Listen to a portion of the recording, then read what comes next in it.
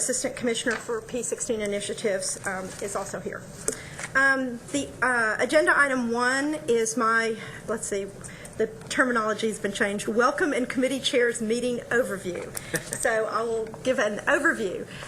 One of the things that I did want to bring up was that last committee meeting we had a panel of 3 community college chancellors, the president of Austin Community College, the president of South Texas College, and the chancellor of Alamo Community College District. And they presented kind of challenges and program ideas and successes of the community college system and where they saw themselves as obviously very, very important members of our higher ed and P16 continuum. One of the things that has come out of this is that they will be meeting with TBEC, the Texas Business Education Coalition, which is a group of businessmen and women, educators, community leaders, to talk about how they can focus on policy issues that would really strengthen and support community college initiatives. You want me to quote you again, Mr. Hinton, by saying that he said it was one of the most wonderful and productive meetings he's attended since he's been on the board. That's what you said. I was listening. Anyway, another thing that I'd like for the staff to kind of follow up on is a lot of the recommendations and notes that came from that panel discussion. I think it would be important for us to follow those and see where we are with their recommendations, one of which was that there would be representatives from our agency, representatives from TEA, and representatives from the Community College Association to have ongoing dialogue. We all know the importance of community colleges, and I think that this would be an excellent opportunity to make sure that their concerns and their successes are heard. Also, I wanted to ask Dr. Laredo for a P16 outreach update. Is this when you wanted to do it, or did you want to do it during the agenda item? We'll do it during the agenda. Okay. Okay, and also Mr. Lewis has a guest here that I'd like for him to introduce, please. Oh, my grandmother is in the audience, Helen Lewis. Welcome. Came up here to Austin. And obviously the leaf doesn't fall far from the tree, or the apple doesn't fall far from the tree, or whatever that analogy is, because Trey's grandmother is also an educator and has been very involved with education all of her life, and several of her grandchildren as well, and her daughter. So it runs Welcome. in the family. It runs in the family. We're glad to have you here. Also, I wanted to mention that I testified last week on Senate Bill 3, House Bill 3, and I felt that the commissioner and others that were testifying representing school districts, institutions of higher education, and kind of think tank groups.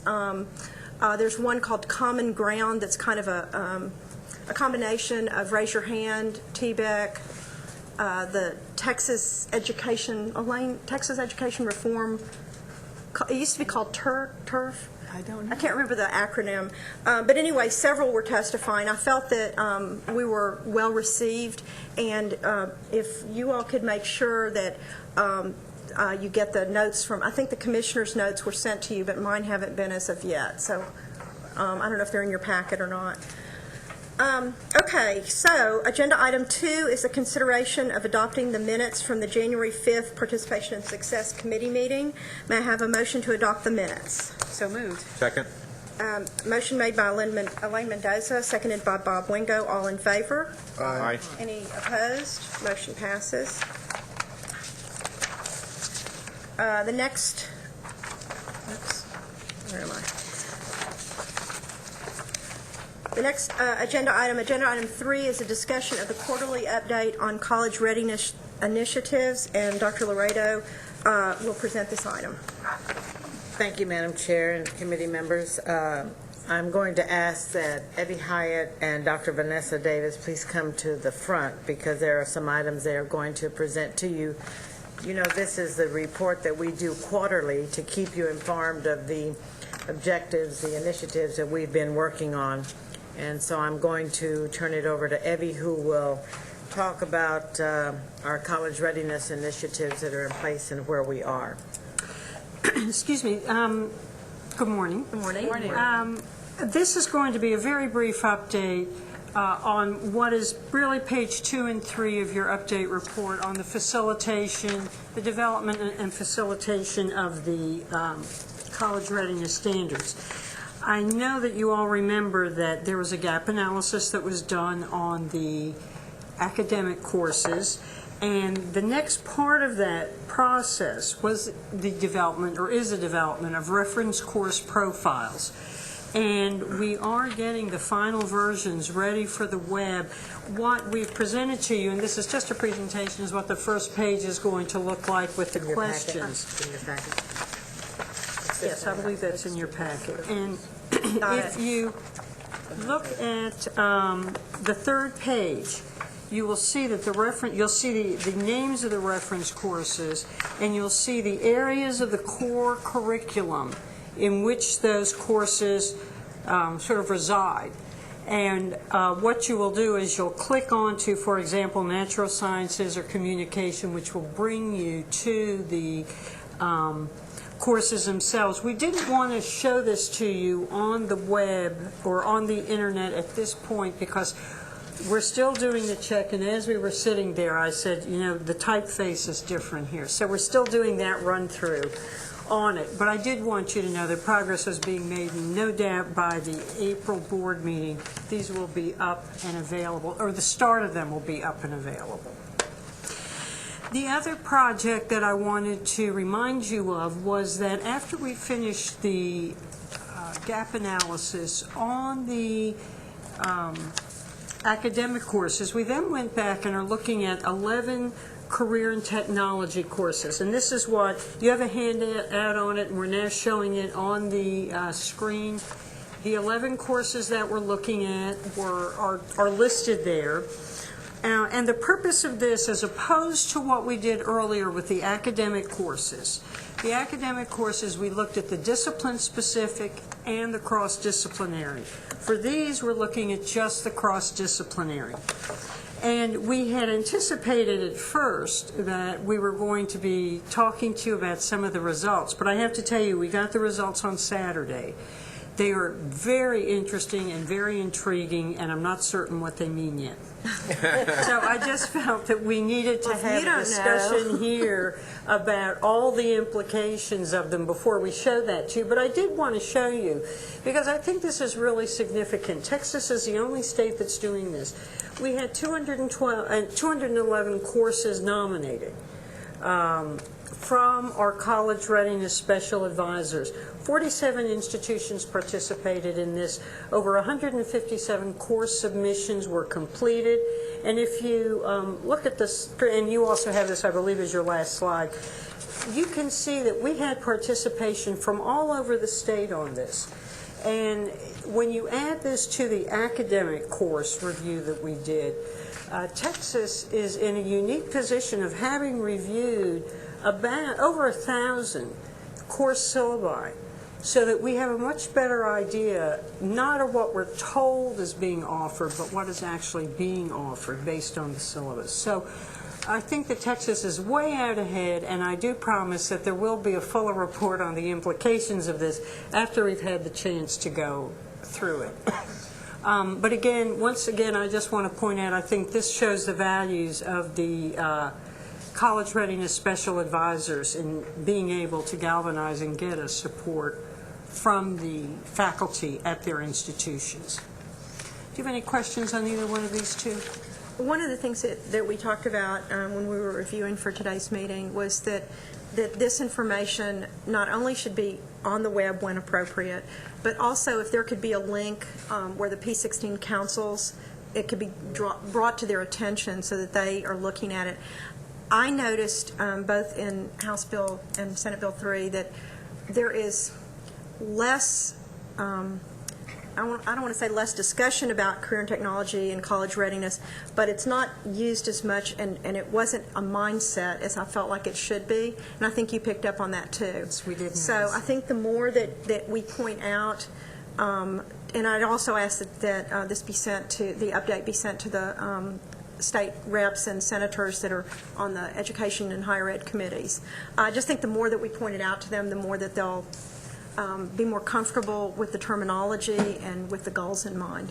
And I think also, and we will do that, but the other thing too is we are going to have a second round of those regional meetings that we had last year in September and October. And this is one of the pieces that we want to showcase. Perfect. Because this is really the transition point between public ed and higher ed. So we really want to make certain at that next set of meetings that these things are highlighted. Other questions? Madam Chair, Yes. I don't know if any of y'all saw Bill and Melinda Gates on the Sunday morning program yesterday, but they were on there, and the commentator, Chris, what's his name? Matthews? No, it was on Fox. Anyway, Chris Wallace, yeah.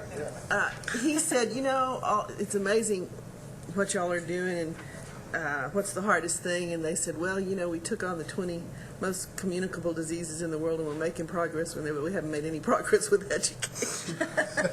And he said, what? Education is harder than the 20 most communicable diseases? And they said, yes. And he said, why? And they had the most interesting answer. Their answer was, because the educational system is by and large a personnel system.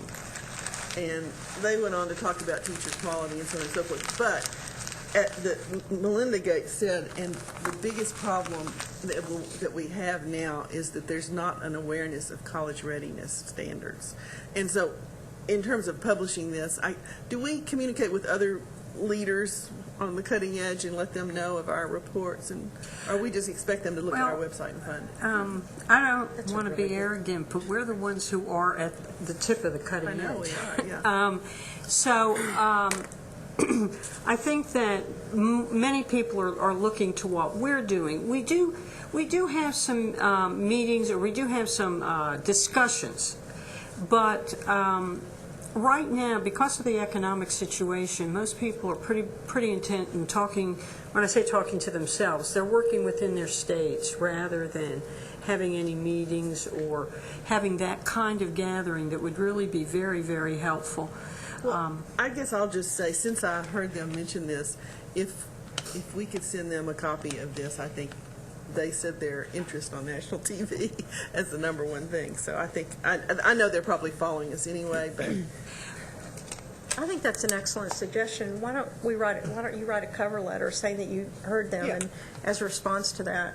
And there are other organizations that I didn't think about that, but we ought to be sending to like A+, formerly the Annenberg Challenge, and other kind of think tank policy groups. I don't know that our information goes to TVEC or other groups, but I think that that's a really good idea.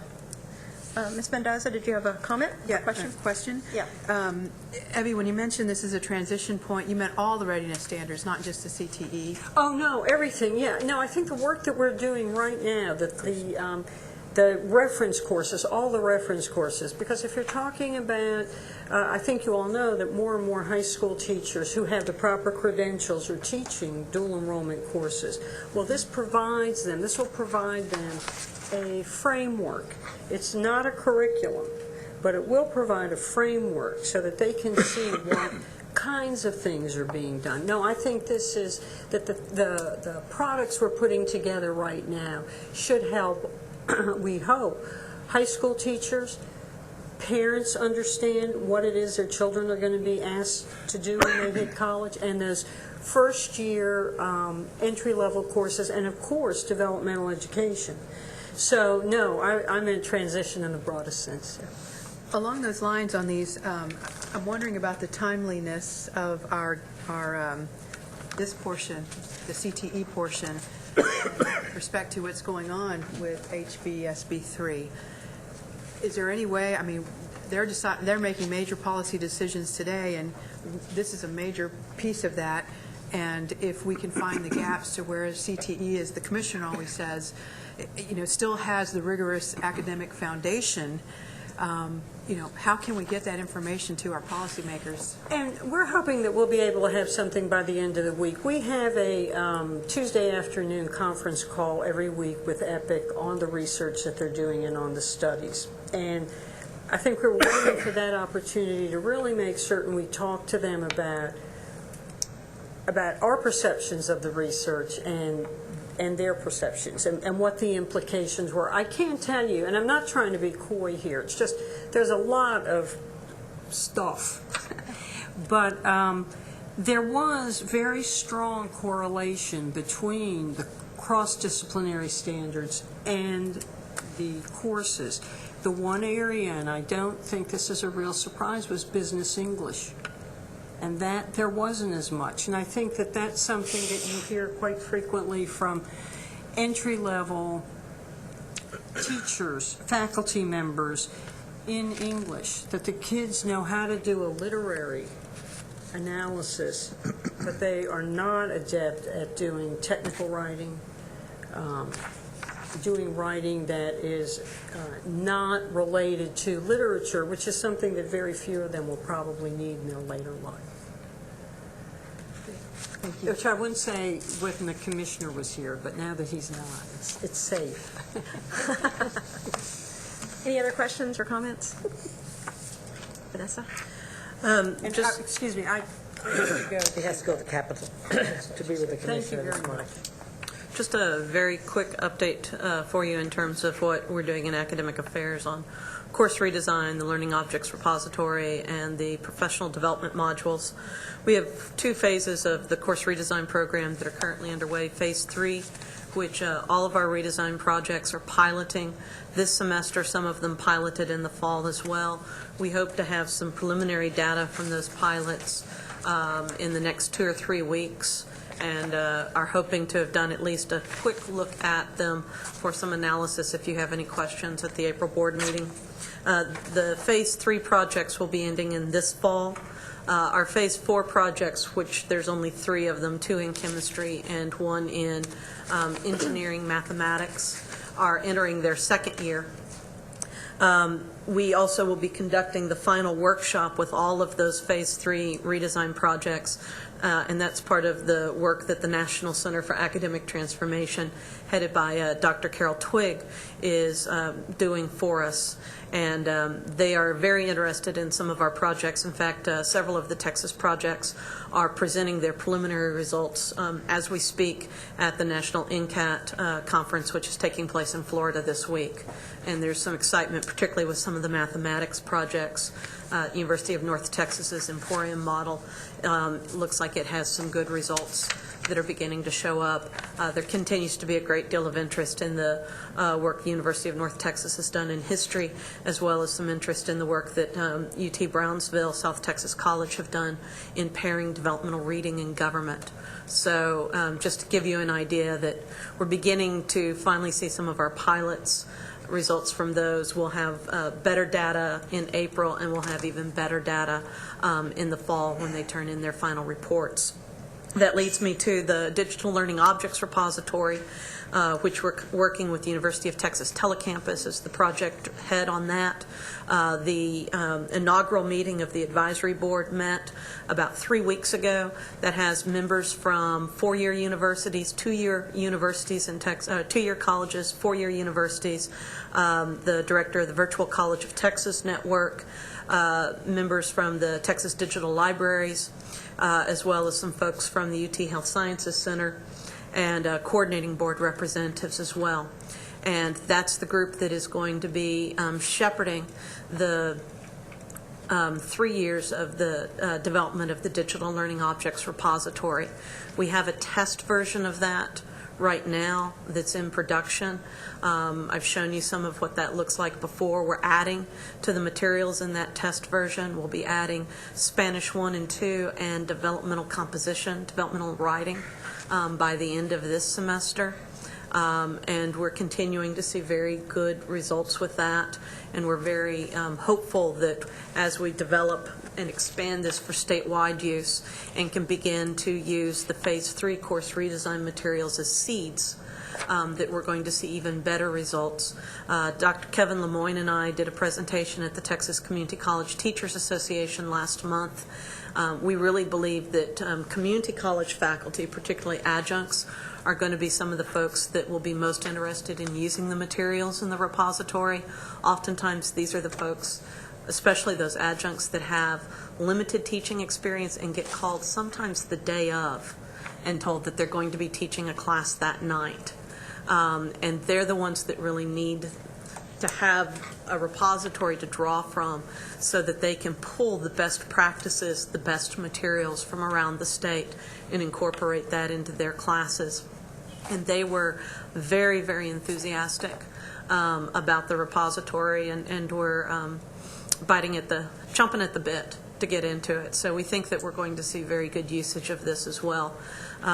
We also are beginning to see a research component to it emerging. We have at least one dissertation that's slated to be done specifically on faculty attitudes towards the use of digital learning objects. Mr. James Andrews from Texas State University, who's the director of their distance education and continuing education, is hoping to do a dissertation on digital learning objects and faculty attitudes towards that, and is going to probably be using what we do with the Texas Digital Learning Objects Repository as some of his data, and he's also on the advisory board. So we're beginning to see a research component coming together as well, which is very important. This whole concept of being able to take our course redesign materials, put them into small pieces that can be adapted and used in any number of ways, really buys into this idea of open education that's beginning to get a lot of press in the last few months, and the idea of scholarship of teaching and learning. Traditionally, research and scholarship has been seen as that traditional research, what takes place in the lab, what takes place in the library. But for several years now, there's been discussion of something called SOTL, the Scholarship of Teaching and Learning. And this is a place where the repository really is going to fit in. And it's the area where open education is beginning to talk about this idea that if we want to improve teaching, we need to study it, just like we do any chemistry problem or biology problem. And our laboratory are faculty's classrooms. And if we take the same focus on pedagogy and the materials that we use in those classrooms and the same rigor of examining them as we might a laboratory experiment, we're going to get much, much better results in the end. And that in and of itself is a type of scholarship.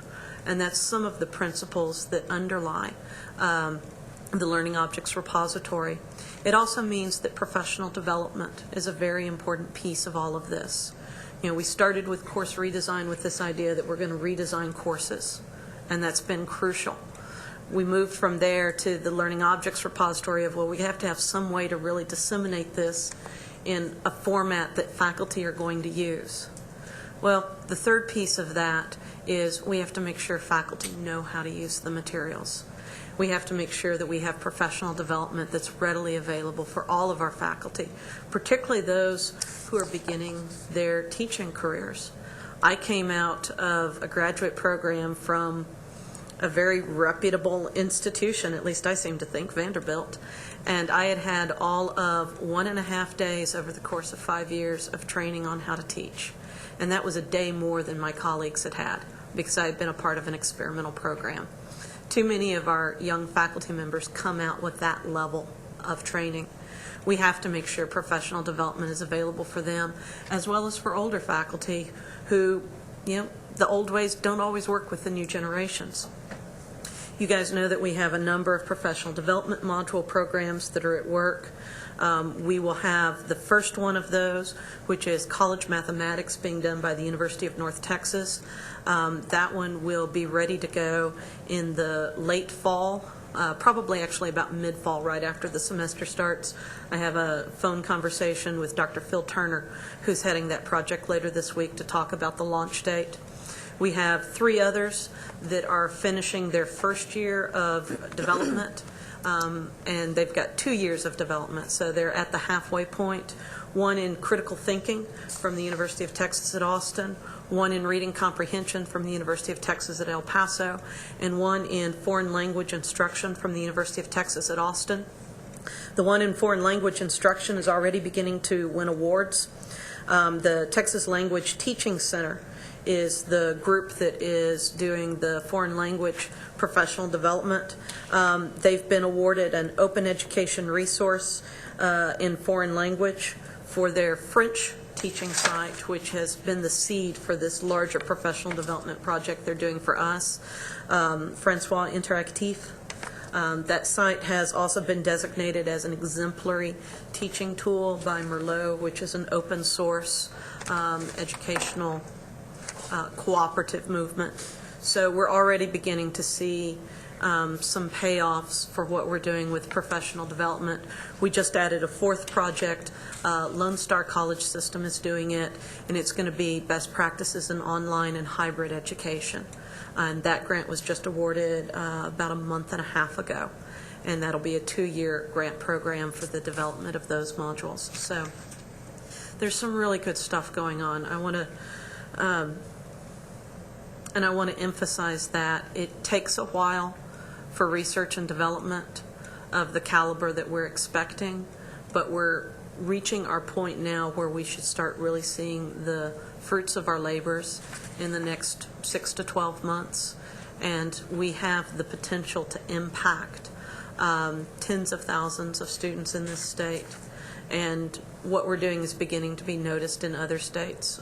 One of my staff was at the Southern Region Education Board in Atlanta at a meeting last week, and she came in this morning and she said they were talking about Texas, and they were talking specifically about the Digital Learning Objects Repository. So thank you. It's beginning to pay off, and we think it's going to pay off at an even greater extent in the next 12 months. Great report. Any comments or questions? I just wanted to ask one question. The digital repository, I think it's a great idea, and it's exciting. How user-friendly is it? I mean, can you go on without any prior training and kind of figure it out? And actually, if you want, Trey, if you email me, I can send you the link to the test version that we have up right now. Okay. Just understand it's a beta version, so sometimes they take it down to toy with it. Okay. But it's very, very user-friendly. Anybody can walk into it. We did a small workshop here with U.S. History faculty last year, and anybody that's used to using Google can navigate it pretty easily. The biggest challenge that we're finding with the Learning Objects Repository, there's two huge challenges. One is, how do you tag information so that it can be searched and found very easily? And there's a lot of mechanics that go with tagging and metadata analysis that I'm not even going to pretend to understand. But the other issue is, ideally what a faculty member can do is find, in some cases it might just be a map that they want to use, in some cases it might be an entire lesson, a unit, or an entire course. The challenge technologically isn't on the user's end. The challenge is, how can you make sure that that can be downloaded and dropped into any course management system at any institution in Texas? Our public schools don't use a common course management system. A lot of them use Blackboard or WebCT, which has now been taken over by Blackboard. Some use Sakai, some use Moodle, some use some other open source platforms. And so the challenge that Bill Moen and his crew at North Texas have found is figuring out not how to make it easy for the faculty member to use, but how to make it so that when they download that material, it will automatically go into the course management system, open itself up, and the faculty member won't have to do anything at all. And getting all of those different platforms to play nicely together, because they don't all use a common standard, has been probably one of the most difficult things. But they've almost managed to get all of the kinks out of that too. They certainly have gotten it so that it works with all of the major LMSs. So, Terrific. but it's very, very user friendly. You can go in. It's just a keyword search. Great, because I think that'd be a issue, especially with older faculty. Yes. You know, younger faculty, they have a natural ability just to go, I would think. If they can use Google, they can use it. Good. It's something that I think even my father would be able to use, and he still refers to it as the internets and Yahoo. Unfortunately, I don't tell them that these meetings are broadcast, so he'll never know that. As long as Judy doesn't tell. Dr. Phillips? I have a question. Vanessa, how will a teacher, or will a teacher who goes in and uses this material and becomes a better teacher, will they be able to report this in any way towards their professional development? One of the things that we're working on with the repository is, and actually with some of the professional development projects, for example, the reading comprehension project the University of Texas at El Paso is doing, they've built in a wiki. So the idea is that you've got these 12 online modules that are going to help faculty learn how to teach reading comprehension regardless of the discipline. I mean, they're interdisciplinary modules. And what UTEP has done with theirs is they've also developed sort of a wiki discussion board so that it doesn't matter where a faculty member is, it doesn't matter where they're doing, when they're doing it. They can do a module and they can go into the wiki that creates a virtual community. And they can post questions, they can post success stories, they can say, hey, this has worked great, this hasn't, anybody have any ideas? So that there is some of that interactivity. One of the things that we talked about very, very briefly at the first Learning Objects Repository Advisory Board meeting, and it's what one of the working groups is going to explore further. Telecampus is partnering with the Texas Digital Library to help with this project. And the Texas Digital Library actually has several online scholarly journals and online scholarly blogs that they maintain. And we're playing with the idea of using the TDL to do a journal or a blog that specifically deals with the Learning Object Repository and the course redesign projects. So there would be that piece of interactivity as well. We're also playing with some ideas, some different authentication systems that could be used for the Learning Objects Repository that might have logins associated with them, feedbacks. We're playing with some ideas of even letting users rate objects, sort of like you do with Netflix when you download or look at a movie. You can go in and rate, well, this one was great, this one was a stinker.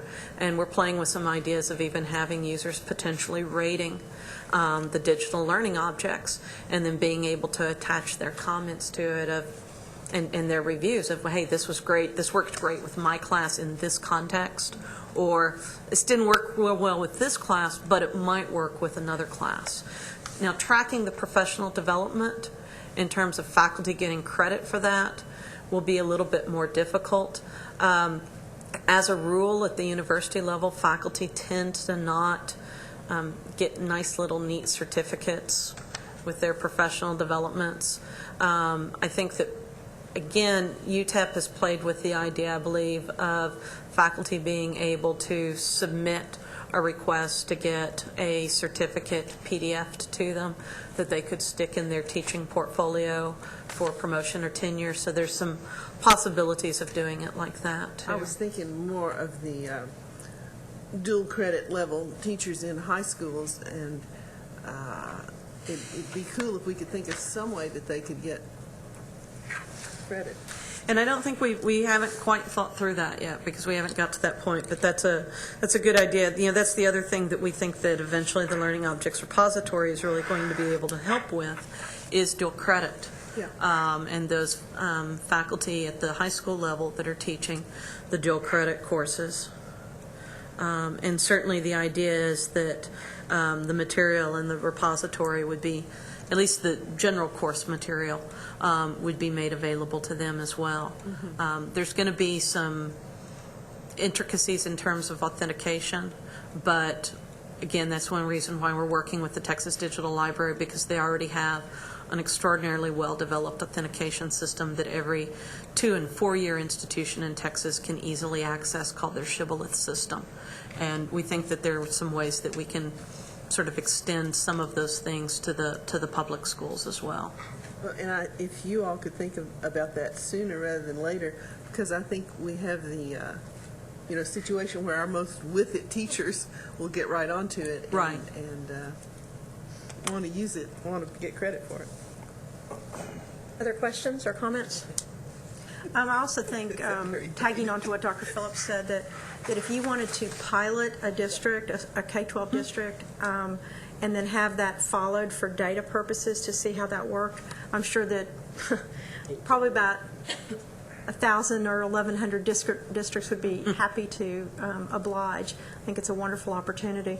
The other question or comment I have is you mentioned Atlanta. Have you looked across the country to see where we are as compared to other states, and Yes. how we can share or maybe even borrow concepts that they're working on? Yes, and particularly with the Learning Objects Repository. Well, I'll tell you, in terms of the professional development modules, we may not be the only state, but we're one of very, very few that are doing it. Again, Dr. Lemoyne and I presented on our professional development modules works at the Educational Technology Cooperative meeting last spring for the Southern Region Education Board. We're very much leading the way in terms of creating online professional development that will be freely accessible to all of our public 2- and 4-year faculty. We are a little bit slow to come to the table with digital learning objects repositories, but because of the size of the state and because we're using course redesign to seed it, at the end of the 3-year expansion, we'll have one of the larger ones.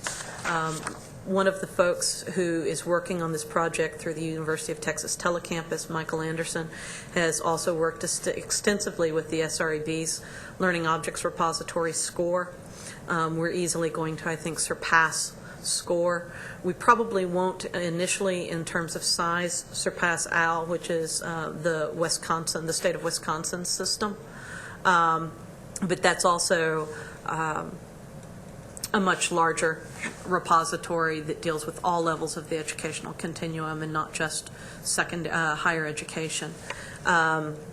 We have our project directors, Bill Moen at the University of North Texas Texas Center for Digital Knowledge. They were the initial grant that did the research and development on the repository, and they didn't want to do the expansion. But Bill has worked extensively with folks in other states on their repositories, and the same thing with the Telecampus, Darcy Hardy, and then Rob Robinson, who's directing the project at the Telecampus, has also been in contact with a lot of the other states and worked extensively. Bill's been doing papers on this at conferences. Rob and Darcy will be doing papers on it as well. So we're actually getting pretty good national exposure, and by the time we finish in 3 years, ours will be one of the bigger ones. One of the other things that will make ours unique is that there'll be a peer review system which will be analogous to that goes into that a faculty member would have if they were submitting an article for publication. A lot of these are open source, which means there's no quality review on the front end. We're not going that route. We want to make sure that we have peer review, first of all, so faculty can use this for promotion and tenure, just like they would a journal article, but also because we want to make sure that faculty have confidence that what they're getting is the best. Yeah. And that's a unique feature to us. That's great. Any other comments? No? Thank you very much. Thank you. Sorry to Keep go up the on great so work. long. No, it was Thank you, Dr. worth it. Davis. The next item in this packet is your college readiness special advisors. We're moving along with those advisors. You know, they're actively involved with the P16 councils. We have a initiative in place with the college readiness advisors. We will be conducting regional meetings again this summer with their assistance to again take the college readiness standards out on the road and get it delivered into many more people's hands. The Texas Governor's School, you received the evaluation in January, and you know that we put out the RFP and have awarded for 2009, 10, and 11, Lamar, Texas A&M, University of North Texas, and Texas A&M at Corpus Christi. As you turn to the next page, looking at the P16 strategic plan and the P16 councils, our next meeting is scheduled, I think, for June the 8th or June the 9th? June the 9th. Okay, We had to, hold on one second, you're on page 7 no, it flips or 6? up at the top. Oh, I can't see the page on mine. Oh, 6. Yeah. Okay, and it's under item 3A. Item 3, P16. Okay. Readiness and You success. already have it? Okay, hold on one sec. Okay. So, you got it, okay. Okay. The P16 councils have been meeting this year. They've had 3 meetings, August, and we've had one in November and one in February, and we will have another one in June. They have gone exceptionally well, learning how to use their data, learning how to develop their strategic plan, and now in June, we will further the effort in terms of identifying their structure.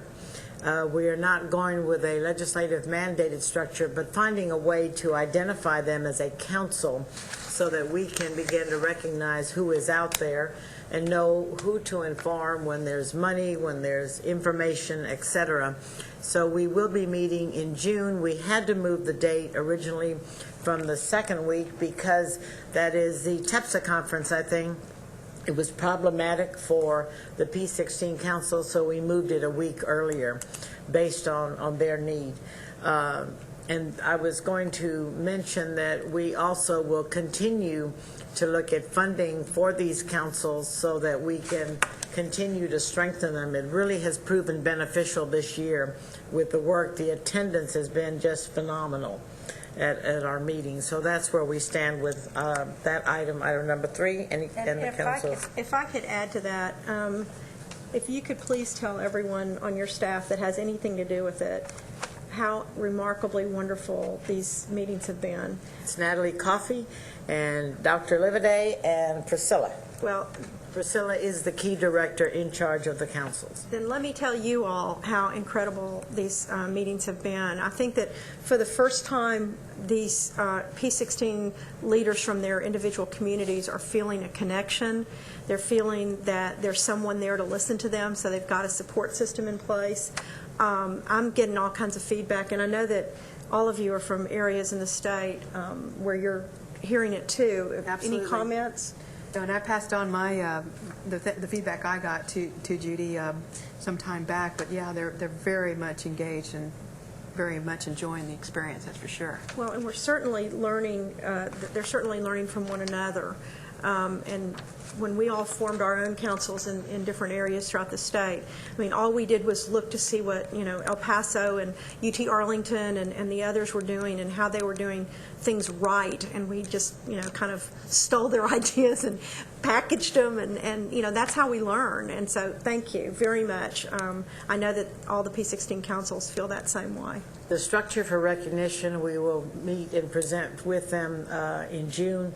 The other thing, too, the webpage, or our P16 Council webpage, is becoming interactive. And we've met with Casey. We met with him, 2 weeks ago.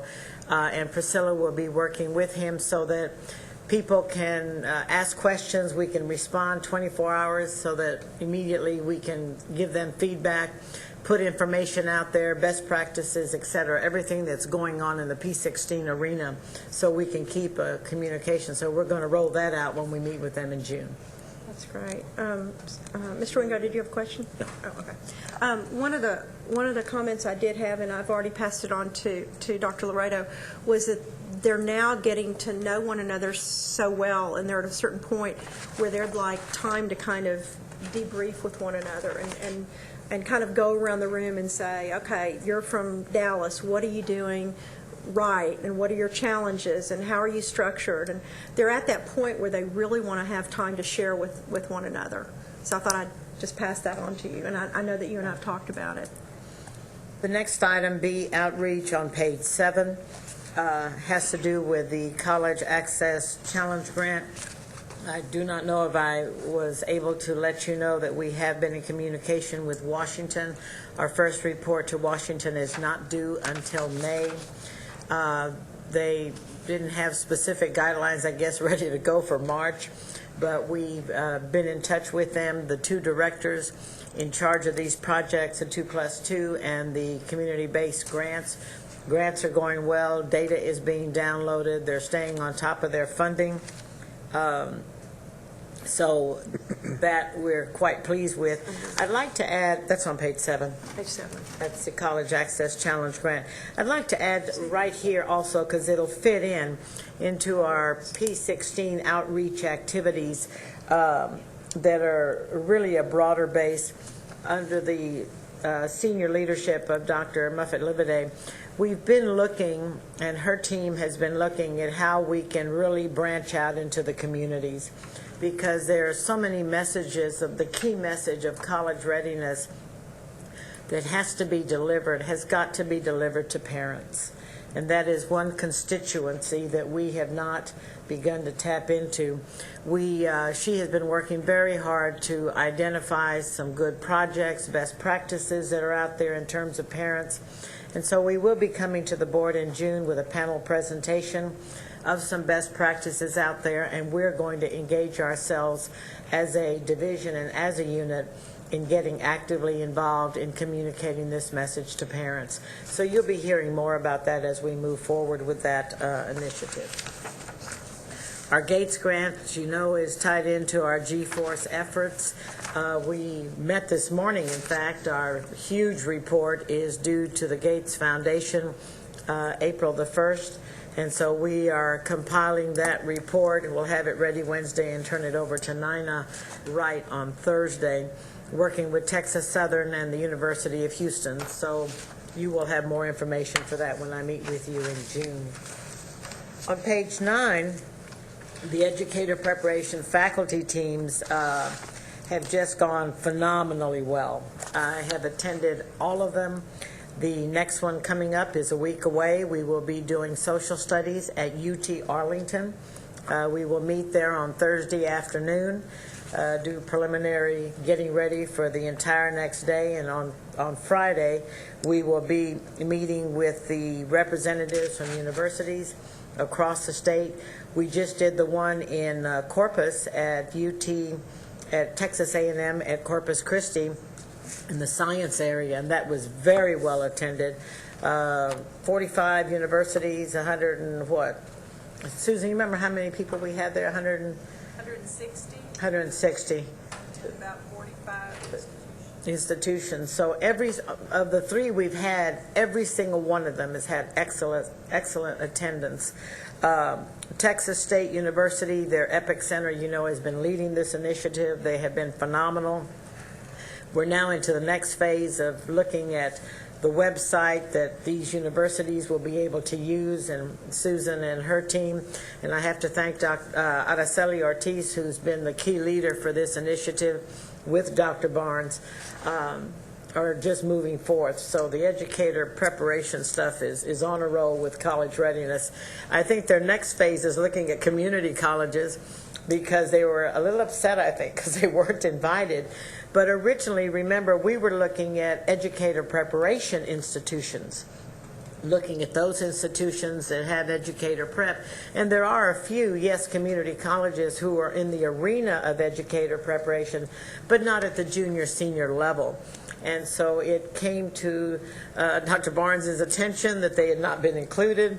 And so there may be some initiatives in place to then be able to work with community college folks. So I wanted to share that with you. They've both have stayed absolutely on top of this, and it's been absolutely successful. I mean, I'm just very, very pleased. Next page, what are we on, 10? And Ebby's talked about this. We looked at the vertical team, so I'll pass this on. The same thing with the test alignment on page 11. EPIC, you know, will have a report for you in June in terms of the test alignment project, so I don't have a report for you today. On page 12, the Math, Science, Technology Teacher Preparation Academies, we are going into that 3rd cycle of funding for those academies. Those have gone quite well, and as you will note, the 5 awards that were approved have been for Stephen F. Austin, Texas A&M, Texas State, UT Arlington, and UT El Paso. And we will, once those have been implemented, then of course we will bring you the evaluations as we have in the past. On page 13, the high Can I ask you a question real quickly? Sure. Back to page 11, test alignment. How much interaction are we having with the state representatives and senators who are discussing Senate Bill 3, House Bill 3 regarding exit level assessments? We've had extensive dialogue with them, and I know the commissioner has. We as a team have Dr. Barnes, myself, Lynette Heckman, and Evie, I think I didn't leave anybody out, had been really involved with TEA and the end-of-course plan. Okay. We've made it quite known to them exactly where we stand in terms of assessing the 4 major areas as well as the 12 areas that are included in the plan. In House Bill 3 and in Senate Bill 3, the same issue is back on the table.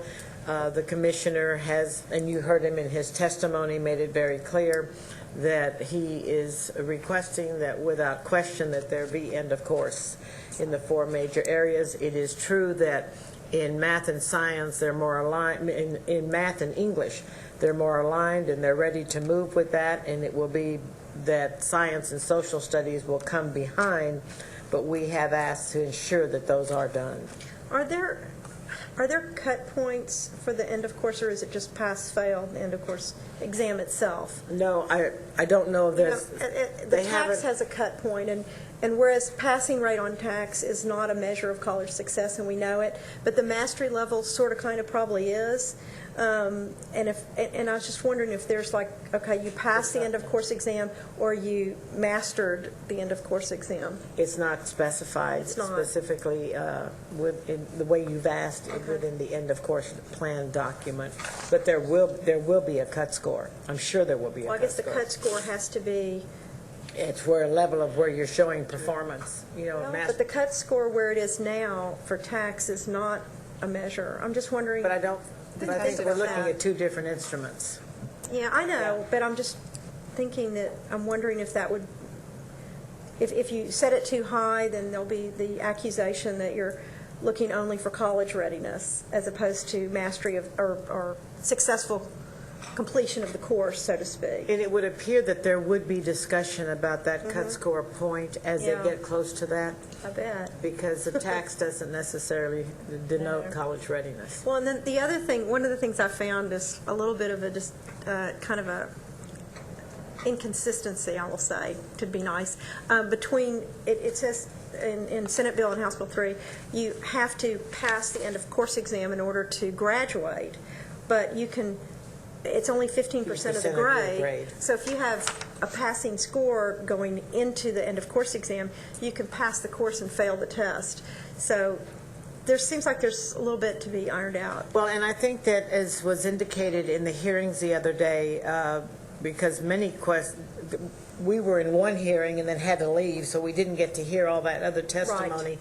And then the hearing that we were in, I think what the Senator Shapiro and Representative Eisler are going to do is go back along with their teams, because that's what they're doing today, is really looking at where there's discrepancies, where there's issues, where there are concerns that people have brought up. And I think probably some of these, that is probably one thing that's going to be on the table. Okay, thank you.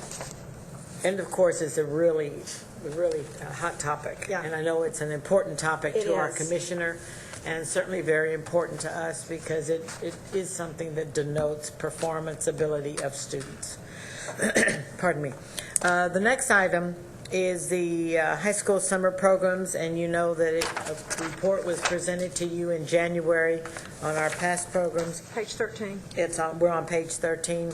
We are getting ready to go into our next phase of our summer bridge programs, and we have lengthened the time on those, but I don't have any information because we're just getting ready to move in.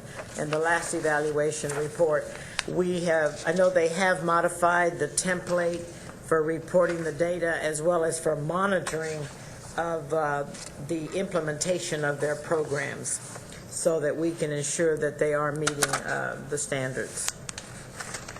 Okay, on page 14, science, technology, and engineering initiatives. Those evaluations will be, that's the TSU and the UT Brownsville program. You'll be getting those at the end of August. and so I don't have anything to report to you at this time. Developmental ed, is on the table. Tamara Clunas has done massive amount of work in not only looking at bills that are on the table, working with the commissioner, looking at the funds and projects that can be put in place. And so that is alive and well.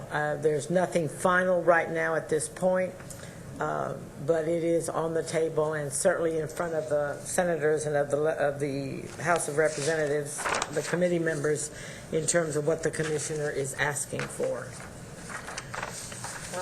Let's see, page 16. No change, nothing in terms for me to report to you at this time.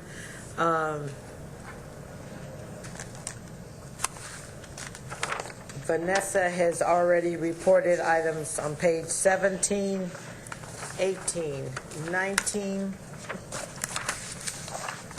And I've already spoken to you about the intensive summer programs that we will be moving into this summer.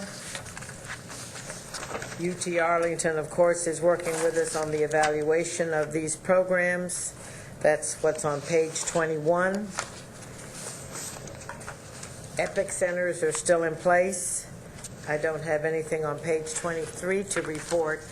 And if you will notice as you turn on page 23, we have started to put to the back items that are complete so that we can begin to separate those of what's in place and that which is finished. So that I did this time so it would not be confusing to you. I hope it wasn't confusing when you didn't see something in place. And that's it, Madam Chair. All the rest of the stuff is finished. Great. Comments or questions? Just a real quick question, if you don't mind. Ms. Mendoza? Thank you. All the things that are moving forward, is there anything in jeopardy that through this legislative process that we're in right now could not happen or could present challenges to completing some of this initiative? No, I don't think so. The challenge really is our summer programs. That money is so tightly earmarked. I mean, it's just so definitive of how it can be used that it doesn't give you latitude. It's used in the summer. You don't use it during the year. And so we have been working to try to get that modified so that we have more latitude and can use, because we're not going to expend all those funds, and that's a negative on our side of the house. What we are working on right now very judiciously is looking at the funds. How much funds do we have left? Will everybody use all their money? If not, do we need to rechannel any funds? We have no money on the table so that the legislature can see that what has been awarded is being used effectively, and they will give us what we've asked for. But what we have on the table right now is that we're working on does not appear to be in jeopardy unless something drastic happens to this economy. We may not get all we have asked for, but we've asked for more. Right. In the event that you get cut back, then you get cut back, and then you still have enough to operate, but we can still do the programs that we're doing. So there's no concerns in this current biennium that we're going to fall short on funding initiatives? Not on this for us, for what we're doing. Right. Because when we take on a project or we do a project, we try to take on projects that we know outside are going to have some results for us. We don't just willy-nilly hand out money just to hand it out. In fact, sometimes people don't want the money because there's so many guidelines attached, but you have to evaluate what you're doing. So in the money that we've asked for in the next biennium, we asked for more than we thought we might get so that we could get what we needed. Right. Well, in regards to HB and SB 3, policy-wise, is there anything that is moving forward that contradicts some of this stuff that we're doing? Well, we did have some issues. Of course, one of the issues is that there are 2 tracks. There's 2 different diploma routes. The issue proposed right now. Pardon? proposed? Proposed right now. There are 2 diploma tracks. The issue of the end of course was not very clear in terms of the 4 areas. And that had to be clarified. In terms of the money that's connected to that, that what we do here, it doesn't necessarily affect our runnings. The total fiscal bill on that package, I don't have those fiscal notes. I don't even know if Linda does what that whole accountability system is worth. In my professional opinion, I think a long time ago we should have done away with this horrendous testing after every grade, that we should have been looking at student performance, where they were, and where we needed to get them. And that's where we should have been making those incremental gains so that you got them to high school and those students were ready to then go into that next level. I think that's a very good part of this bill, but I think the end of course, looking at that secondary, looking at the 2 tracks, looking at the courses that students will be allowed to take and use as part of their either the recommended Texas diploma or the basic diploma, and the change, and of course the commissioner has recommended the title changes so that they're more appropriate. But I don't know what that fiscal implication will be. But in terms of us, in terms of the initiatives we have in place within our unit, then if they fund us at what we ask, then it will be great. But if not, we can still make those. We can still make it and still get out there and do the efforts of what we need to do to close the gap with the Latinos and to also get the message out with college readiness. I will tell you that the CACG grant has been invaluable to move us forth in our efforts. That's a lot of money. That's $12.4 million. Well, a couple of other things to answer your question.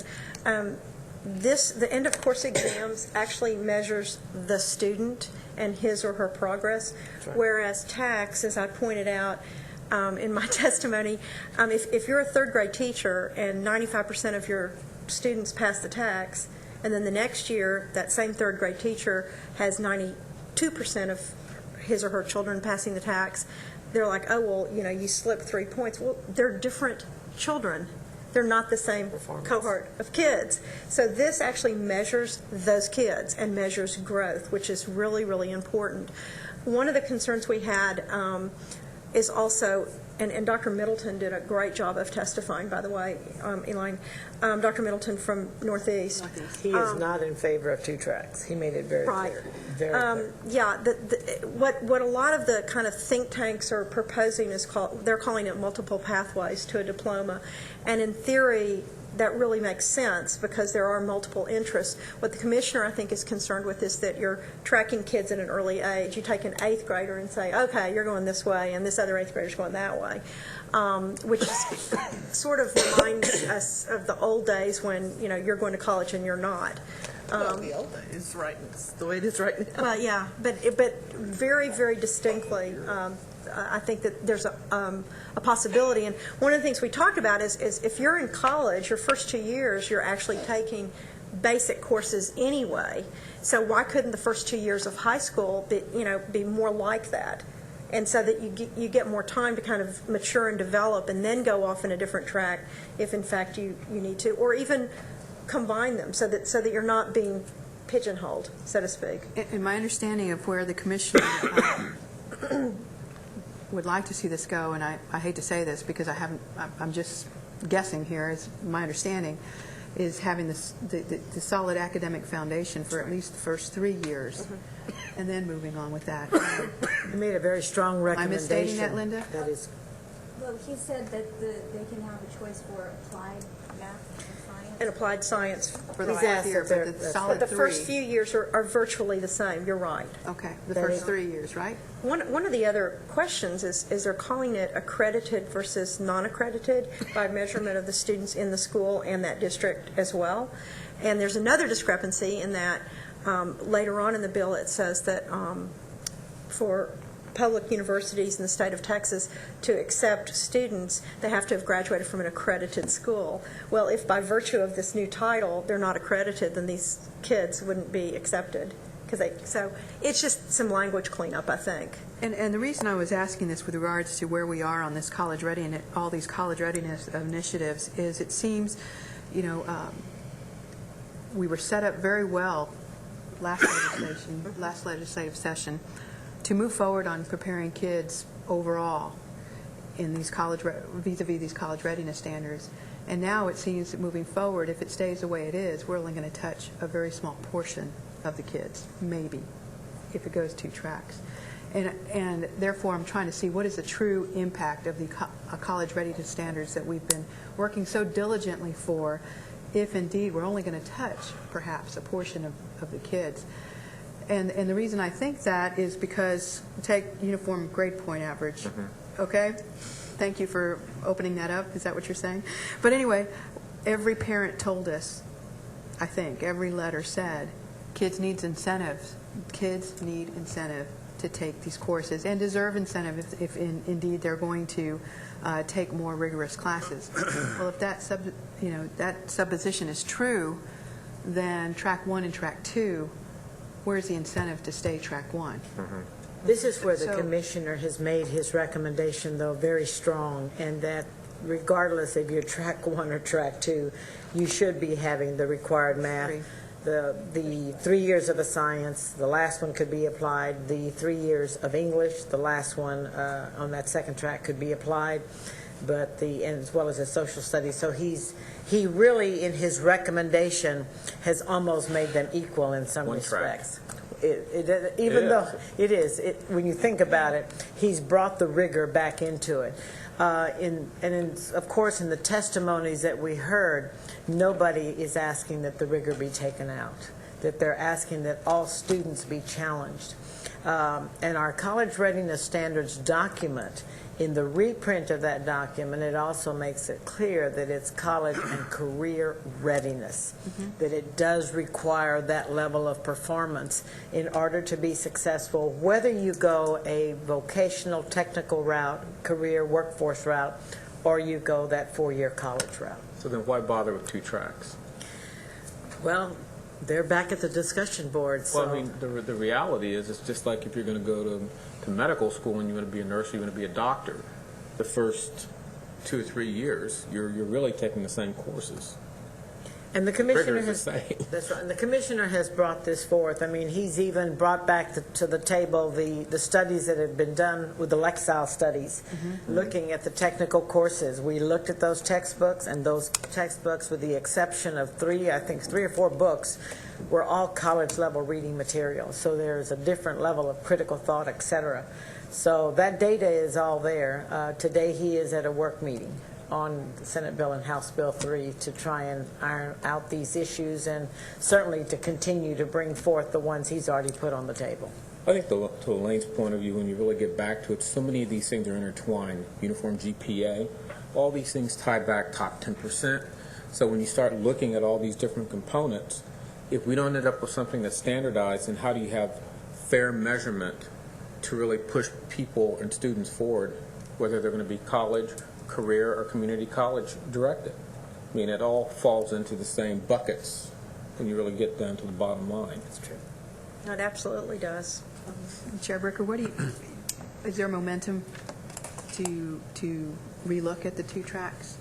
Oh, there's a lot of momentum on the whole bill. Yeah, That's there's why they're momentum meeting everywhere. I wouldn't be able to even predict on which of the many, many points in that document would end up looking exactly the same, except I think that there's real consistency among the members of the House, the members of the Senate that are on the ed committees that are real focused on rigor and accountability. And how we get there, I think, is anybody's guess right now, but I think that the leadership is very committed. And that's very encouraging, because I think we've outgrown the tax, clearly. And even Senator Ratliff, our former Lieutenant Governor Ratliff, he even, was kind of the father of the accountability system, and he was willing to say, let's move to that next level. So that was encouraging. It just seems like we've made major investments and are continuing to make major investments in changing the paradigm and changing the culture, in having our communities think a different way, and hopefully this isn't going to take us back. You know, one thing that would be helpful perhaps is if we could get maybe a synopsis of some of the different testimony that was given last week. In particular, why am I drawing a blank? The guy that chaired your committee, the college readiness. Oh, Sandy Crest? Sandy, yeah, I couldn't think of his name. He sat next to me. Sandy Cress's testimony, and Jim Wyndham, I know, testified. Somebody from Raise Your Hand Texas testified. If we could maybe just get a synopsis so that we kind of can see the direction, would that be helpful? Very helpful. You can see, an easier way to do it might be just to get the op-ed pieces that have been in the newspapers by most of these same people. And I think, there's a tremendous challenge to everything we've been doing on the table. This two-track thing is just a way to institutionalize what's been going on for years and years and years, which is to have low expectations for most of the students and high expectations for a few. And that's just what we've been doing. And we've been working so hard against that and trying to raise expectations for all students. And I think it's a huge challenge. You know, one of the other points I meant to mention that I think was really interesting about this bill is that they're going to measure how the achievement gap is closed between different populations of students, which is very, very important. And I don't think they've ever really measured that with an accountability system. I know that the Broad Foundation does use that, measuring between minority and non-minority, and measuring between poor and non-poor kids, so that you really are doing exactly what we want, and that is pushing everyone up to a level rather than kind of going down to some sort of mediocrity, which is unacceptable. So I found that very encouraging. Other comments? Thank you, Chair. I'm finished, Madam Chair. Okay. Agenda item 4 is consideration of adopting the Commissioner's recommendation relating to new Section 21.8 of Coordinating Board Rules concerning general provisions. Lois Hollis, Senior Assistant to the Deputy Commissioner for Business and Finance, Chief Operating Officer, is available to answer any questions on this item. Are there any questions? Seeing none, may I have a motion to adopt the Commissioner's recommendation? So moved. Second? Moved by Bob Wingo, second by Elaine Mendoza. All in favor? Aye. Any opposed? Motion carries. Agenda item 5 is consideration of adopting the Commissioner's recommendation relating to new sections 21.2200 through 21.2207 of Coordinating Board Rules concerning the Medicaid Children's Loan Repayment Program. Lois Hollis is available to answer questions. Any questions? May I have a motion? So moved. Moved by Lynn Phillips. Is there a second? Second. Second by Bob Wingo. All in favor? Aye. Any opposed? Motion carries. Agenda item 6 is consideration of adopting the staff recommendations relating to a division of responsibilities for obligations of the Texas Higher Education Coordinating Board and agency staff in relation to statutes, rules, and regulations under the jurisdiction of the Participation and Success Committee. Dr. Julie Rado will present this item. This is the item that I can't remember how many months ago it's been that it came. But in looking Been a while. in looking at the rules, and letting you know of, we've gone through all of our chapters, though some of them might have been unclear. The designations we recommend should remain with the board for all of the items that were designated for the P16 division. And so, Okay. What does unclear really mean? What does that mean? just the way the wording is. Okay. But then after, It's like, well, we don't know. well, Wording doesn't no. let us know. After we went through and we dissected it, even though plus they went back and looked at past history, it was then determined that nothing should be changed. All the actions should remain with the board as planned. I thought that might have meant something as it related to Vincent Elkins' legal opinion. No. Okay. Any That other could be questions? unclear. Well, sometimes it is hard to Clearly unclear. interpret legal opinions, Clearly unclear. but that's all right. Then we go to Bill Franz, and he makes it very simple. And then he makes it really unclear. He doubly makes it unclear. That's right. With clarity, he makes That's it. right. Bill runs up to the front and makes this statement that we still don't get, and then we all say yes. Just kidding, Bill. Yeah, we're kidding. Okay, any other comments or questions? May I have a motion to adopt the staff recommendations? So moved. Is there an action? Moved by Joe Hinton, second by Elaine Mendoza. All in favor? Aye. Any opposed? Motion carries. Agenda item 7 is a presentation and discussion of the Uniform Recruitment and Retention Plan Strategy, preliminary report of promising best practices from institutional reports. Dr. Judy Laredo will present an update. And this will not be a long report, but I have provided you something to take with you. This is for bedside reading, so that when you don't have any, you want to sit and think about the coordinating board. Let me just give you a summary so you'll know where we are. You know that the Uniform Recruitment and Retention Plans are a legislative mandate. This year was a little surprise to the institutions because they are not only legislatively mandated, they are being evaluated. And that was quite a surprise. I know that the commissioner got a few phone calls, but I have to thank him. He was very, very supportive of our efforts. The plan was not just sent out and asked for them to do this and send back information. It was redone based on your advice as a board. The plan format was redone and distributed. It goes out in July, and they have until December the 1st to resubmit their plan.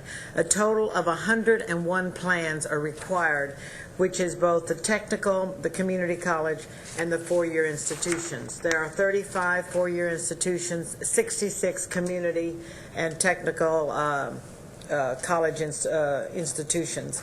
I am sorry to report to you right now that 6 institutions have not returned their plans as of yet. They have been in dialogue with Natalie Coffey, who oversees those plans, and will be getting their plans in. What we also did, we did a template. You have the sample of the template in what I have provided you that shows how these plans were being evaluated.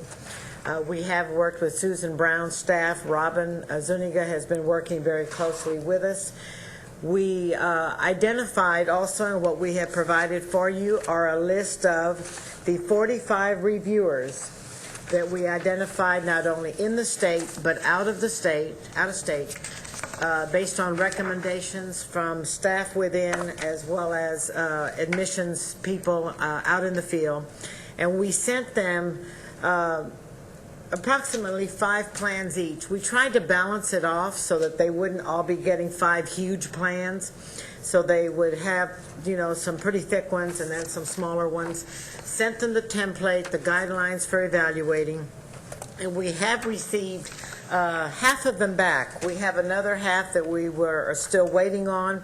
And in your little packet that I provided you, I also shared with you some of the things that that our reviewers have identified as best practices. There are some plans that are very good that we are going to begin to showcase out on our website for others to see. Beginning April the 1st, for those plans that we have already received back, I will be sending a letter with the reviewers' comments and asking them to look at their plan and to bring it back up to where it needs to be based on the reviewers' recommendations. We will not be letting them know who reviewed their plan, though, so that there is, some privacy and respect for that. But it has been a good process. It's working. We also, on April the 1st, will have a meeting here. Lois Hollis will be meeting with the admissions people.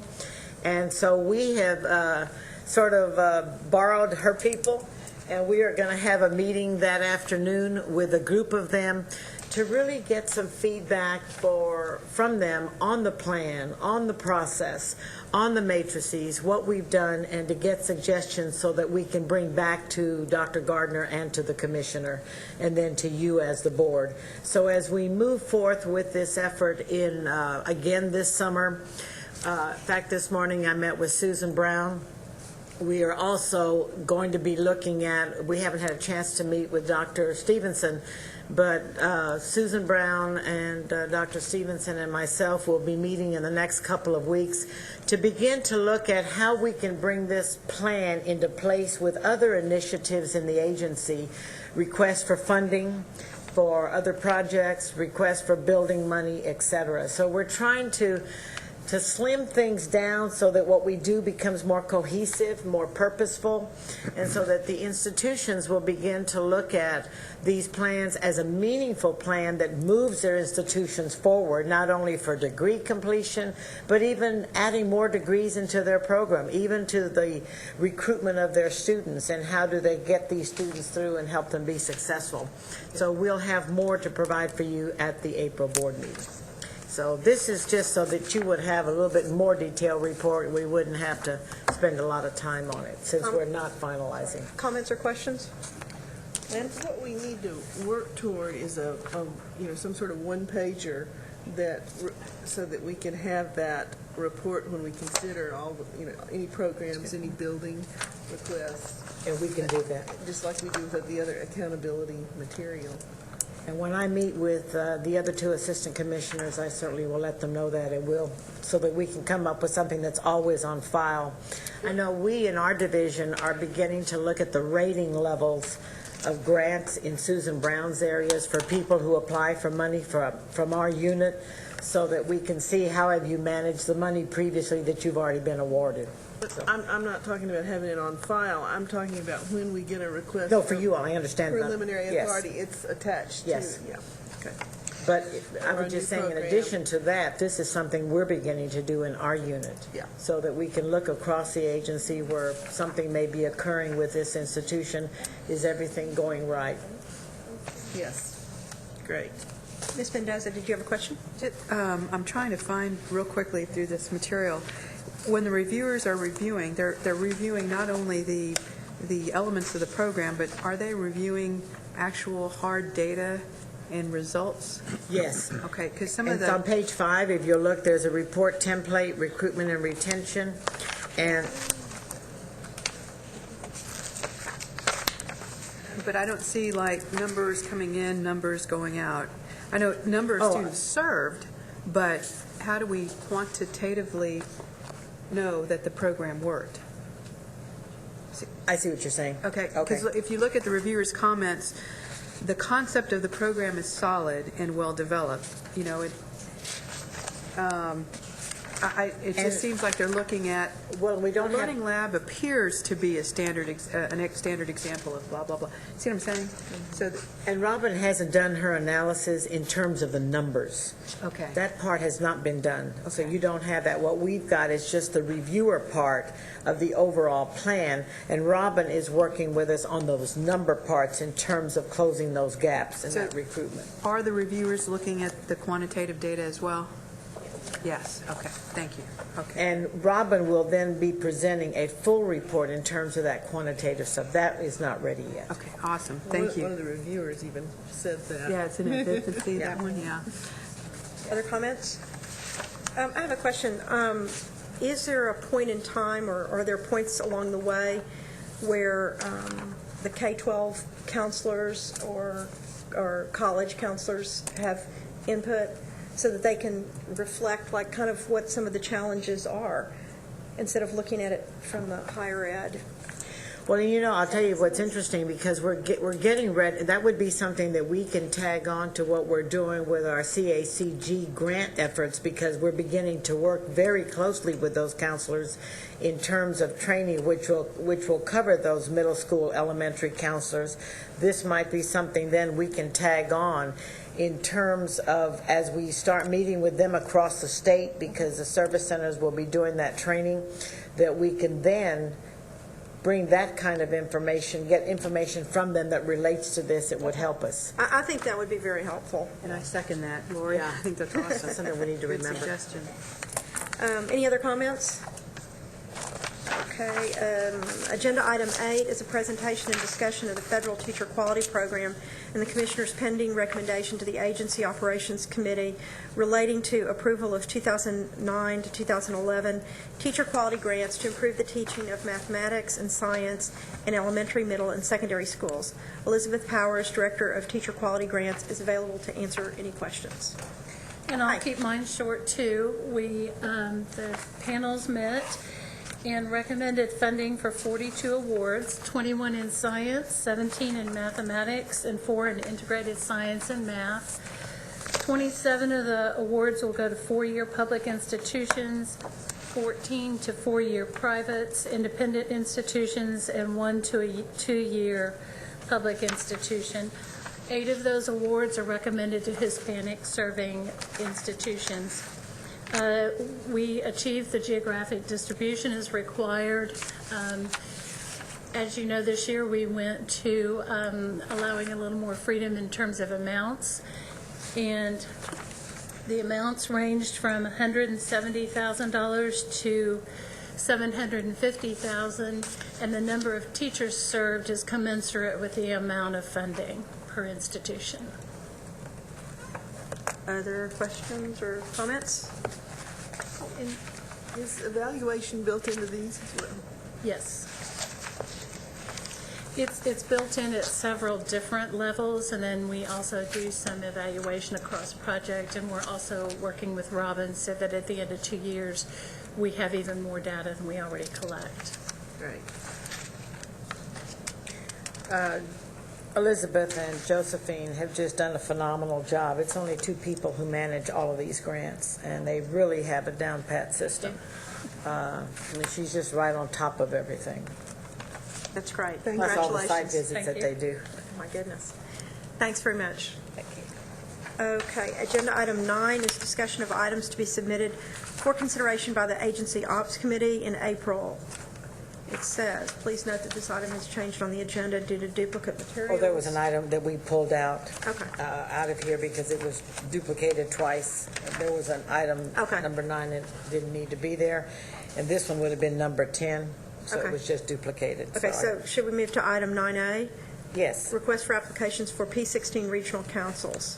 And this is to let you know that we are going to be coming again before the Agency Operations Committee to seek funding for the councils once we receive our legislative appropriations. And so because of the timelines that we have and your board meetings and our committee meetings, we wanted to bring this forth so that you would know that we are going to seek continued funding. Our councils have received a $50,000 grant this past year, and that's what we will be looking at again for the coming biennium. And are you monitoring this as to how they're spending that money? Oh, yes, Yeah. yes. I mean, I figured, I knew the answer. The money was laid out very Yeah. clearly of how you could use it, and that's how they were funded, and Priscilla has stayed right on top of them.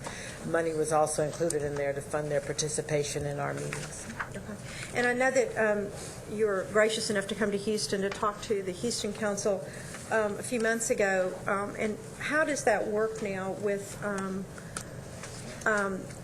like a regional council that's developing chapters, or chapters, like in the case of Dallas, that are trying to develop a regional council, as far as being able to access that grant money? And that's what we're laying out with the identifications and how money could be channeled and flown through, seeded through. Yeah, I got an email from Mary Grace Landrum, who chairs the West Houston Council.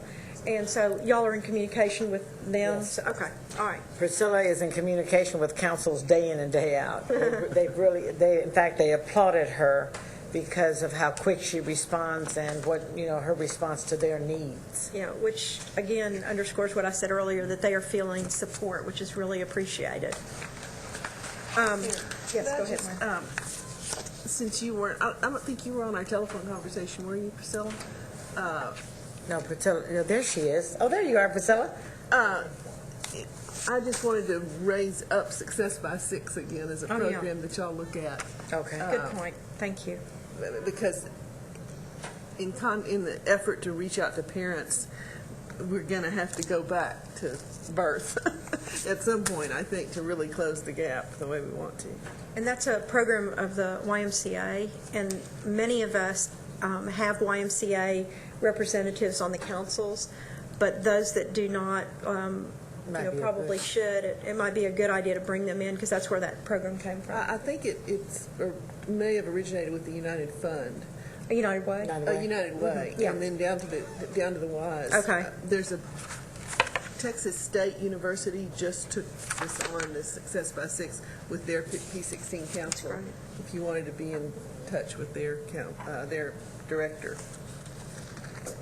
And may I ask another question that's not on this agenda item? How do we do that? I think we asked the attorney. Legal counsel? Can she ask a question that's not on the agenda? Just a question? No, it's on the agenda. Oh, it's on the just agenda, we but it's... passed it. Oh, we passed it, then that's no problem, is it? No, you should be able to go back. Okay, Good. yeah. Thank goodness you can go backwards. I don't understand this educational research center stuff. $3 million, what do they do with that? They were funded by the legislature, and that's Susan Brown's area. That was part of the House Bill 1. Yeah, it was part of House Bill 1. That's what I'm asking. Yeah. What happened with that money? Well, we funded 3 of them. One of them's the Dana Center. The Dana Center, and I don't, Well, anyhow, I didn't find this report on here very elucidating as to what happened. because they're just, they've continued with their work, but we had no money to continue them. So I don't know. I know, but what did they do with the $3 million, the first $3 million? Well, I don't believe we have an accounting of that yet. I'm Bill Franz. And what we've got are 3 institutions, the University of Texas at Austin, the University of Texas at Dallas, and Texas A&M University in College Station. We have funded each of them in the amount of approximately $1 million. The money, to my knowledge, is being expended on research projects, first of all, setting up the centers, and then on research projects. Some of the research projects are being done in-house by the institution's own personnel. Other projects are being handled, in some cases, by out-of-state researchers who are interfacing with the centers in order to perform research. We have set up what we refer to as a joint advisory board, and that board approves or disapproves any research project that a particular researcher or a group of researchers wish to pursue. I guess the last joint advisory board meeting was last week, I think it was. At any rate, the centers will have to account for all funding. I don't remember exactly what that date is, but we will keep the board apprised. Okay, good. Thank you. Does that answer your question? And Judy's right. Susan Brown is overseeing all of the research center activity on behalf of the coordinating board. And then TEA, of course, is our partner in those endeavors. The funding ends with this biennium, I know. so I'm sure there will be an evaluation that will follow soon after that.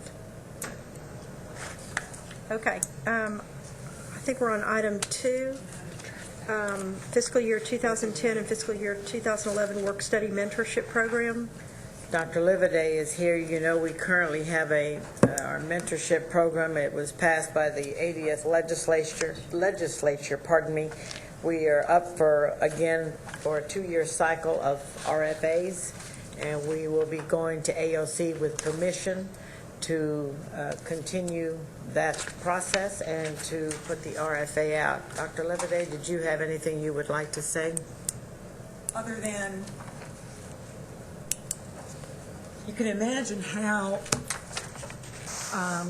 wonderful it is to have college students and getting paid to go and talk to the high school juniors and seniors, and in some cases middle schools, for kids to be able to hear it from them that yes, you can do this.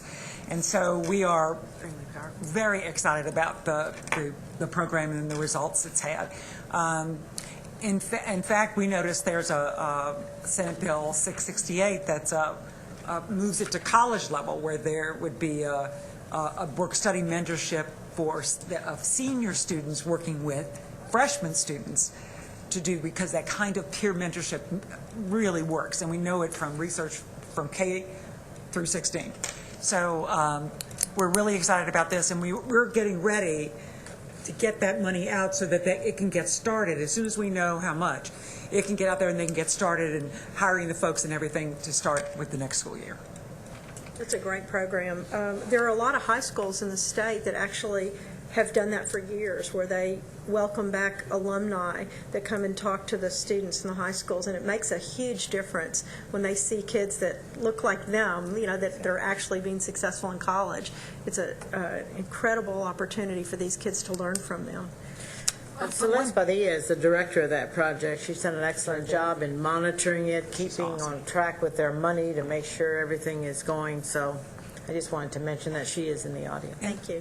Yes, Celeste is doing a wonderful job. And one big difference that you see from the past is we're really going to go ahead and do for over 2 years, we're going to take advantage of the biennium and use the biennium for them to, because many of them don't want to get in on it if it's only a year, and sometimes you have trouble even getting the kids if they know it's only a year.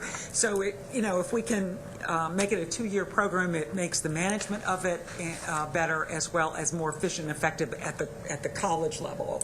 So that's one of the changes we are making this year. That's great. Other comments or questions? I don't know if it was an organized program, but I attended a couple of college days with my son, and they had the same thing there, just with these kids who were thinking of applying to college. They had people standing up and saying how they didn't think they could do it, but they got there, and now they're a senior. That's right. So it sure is important. Absolutely. It really is. Any other comments? Thank you very much. Thank you. Item 3, Educator Quality College and Career Readiness Standards Demonstration Site.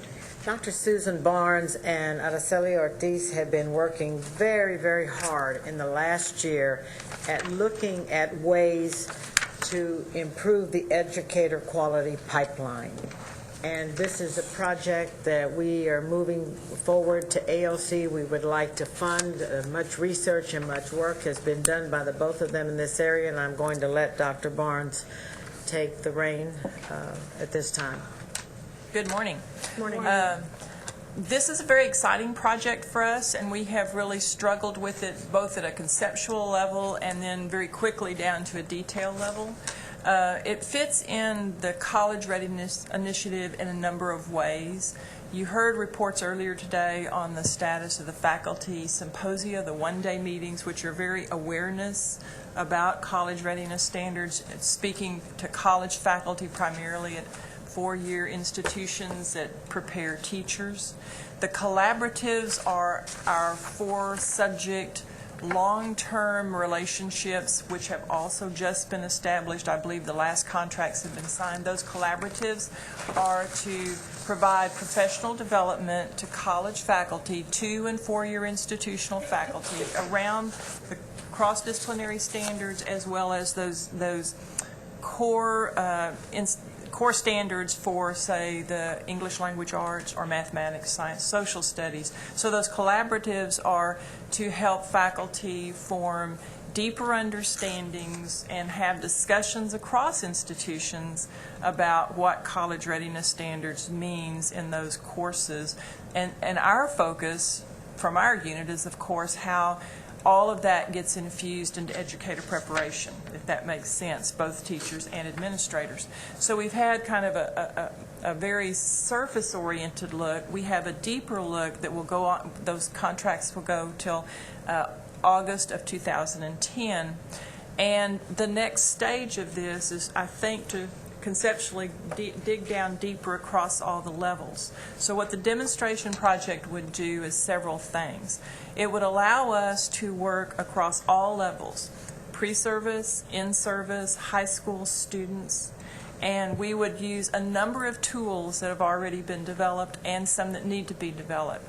There are ways to look at high schools to see if they are college ready, some tools to help them self-assess, so to speak.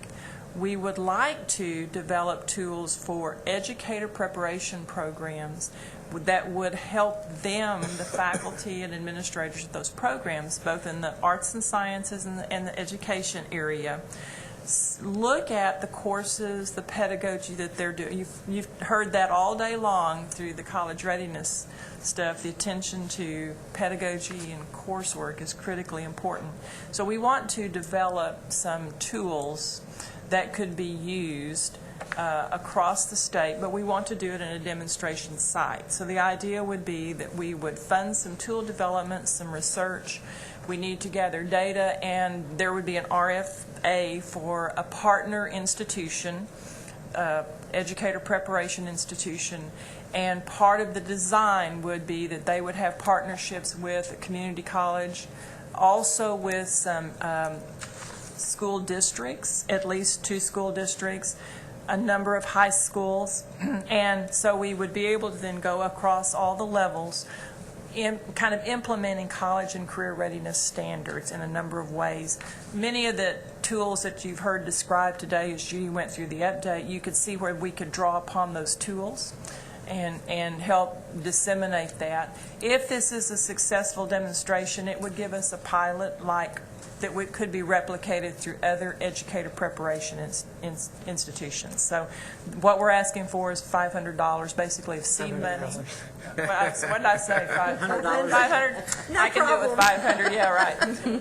So that 500,000 that would get us started to develop these tools, and then hopefully have something to replicate. And we will go to AOC for permission to issue the RFA. Other comments or questions? I guess I'm wondering, do we have any group that's just focusing on the educator prep piece? This seems like such a big bite, and we have so much to do just with the educator prep piece.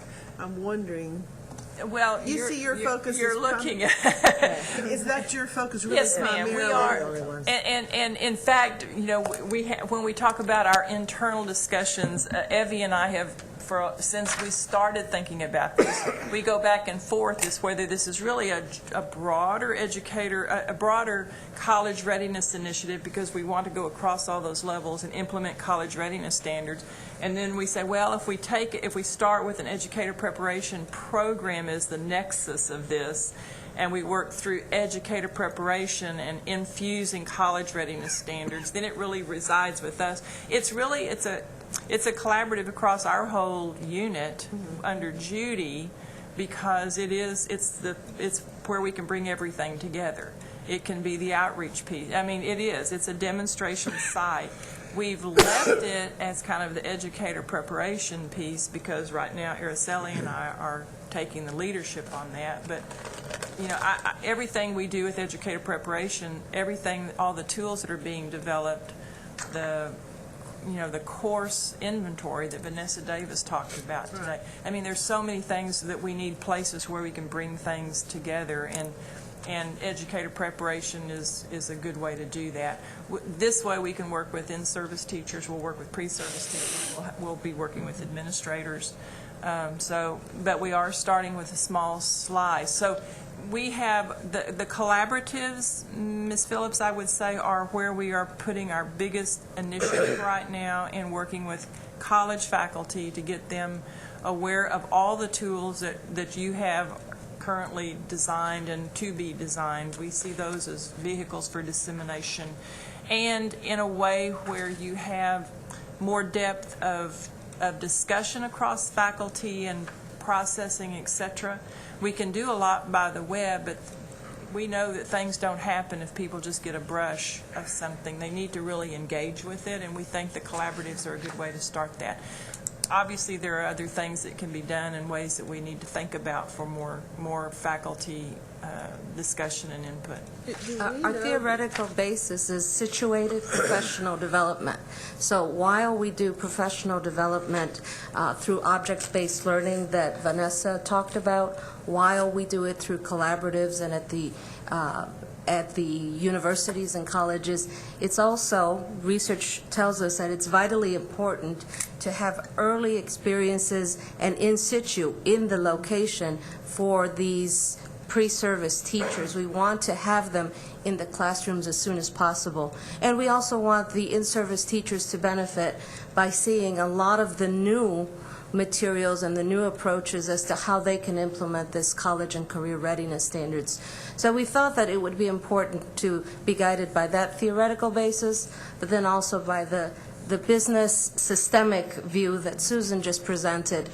where we have all of these wonderful tools and a lot of the investment that has already been, is producing products in college and career readiness, and we wanted to bring them together. And we thought that this would be a good way to take a slice. $500,000 does seem like a lot, but we are calling to bring in together not only the development or refinement of some of those tools, but also the participation of all of these players, really the whole network. It's important that we all recognize and that they recognize that the network of education here are the higher eds, the community colleges, the high schools, and the school districts participating as administrators.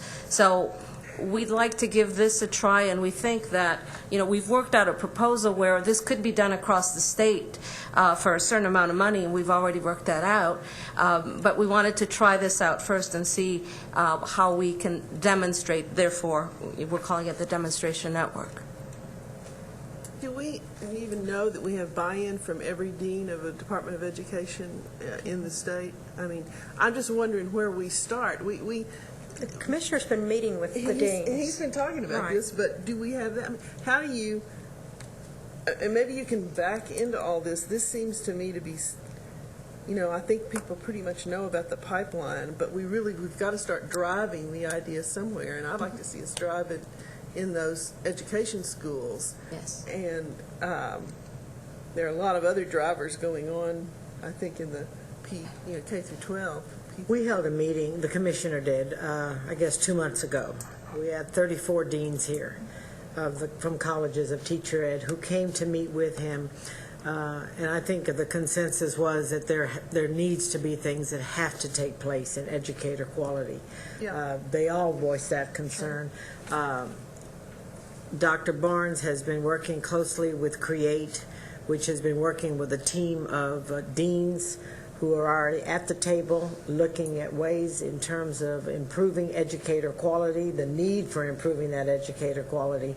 So I don't think this is an arena that is going to be hard to sell. It may be hard to say, who are we going to select in their willingness to come to that table, because I think we'll have more than we can fund because we're only going to be funding one.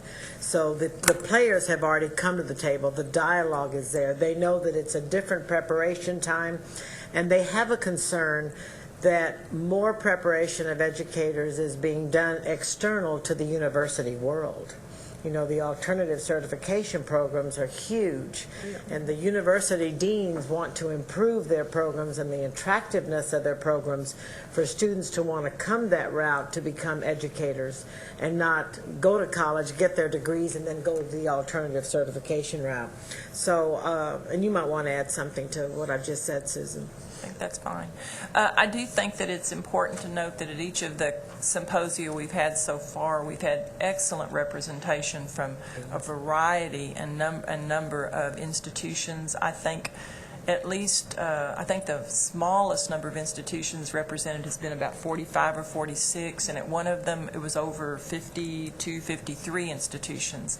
So those lines of communication went both to the VPAAs, the deans, through the special advisors. So I think once again, it's this continuous communication of what you want to do and where you want to go, and it's a never-ending process to keep doing that. I'm all for it. I think it's a great thing to do. My question is, I don't think you can do, my question is whether you can do this much with $500,000. Sure.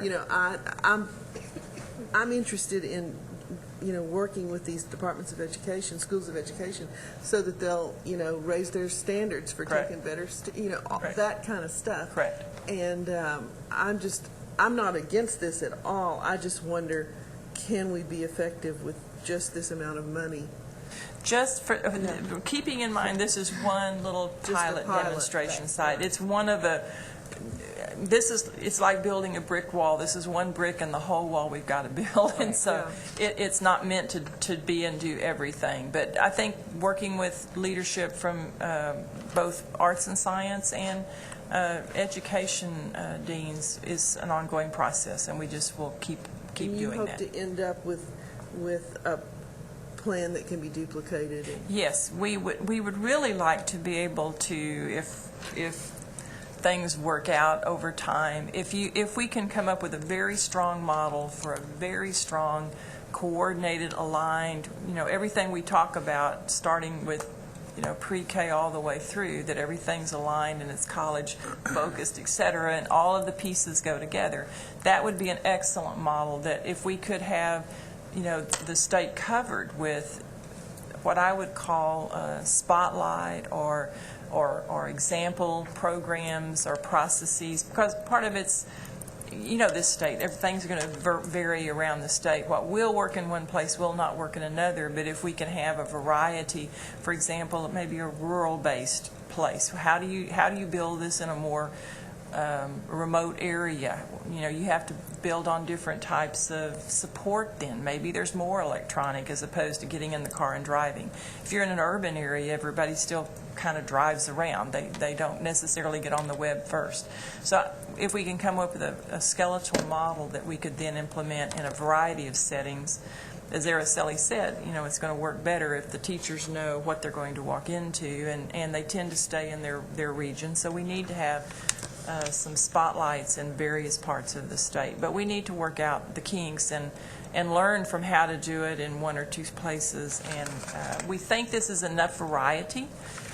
If we have one very strong educator preparation program and they work with, say, a large district and a small district, or a district that has a very large high school, but within that district's a smaller high school, because, size matters a huge amount when you get into these.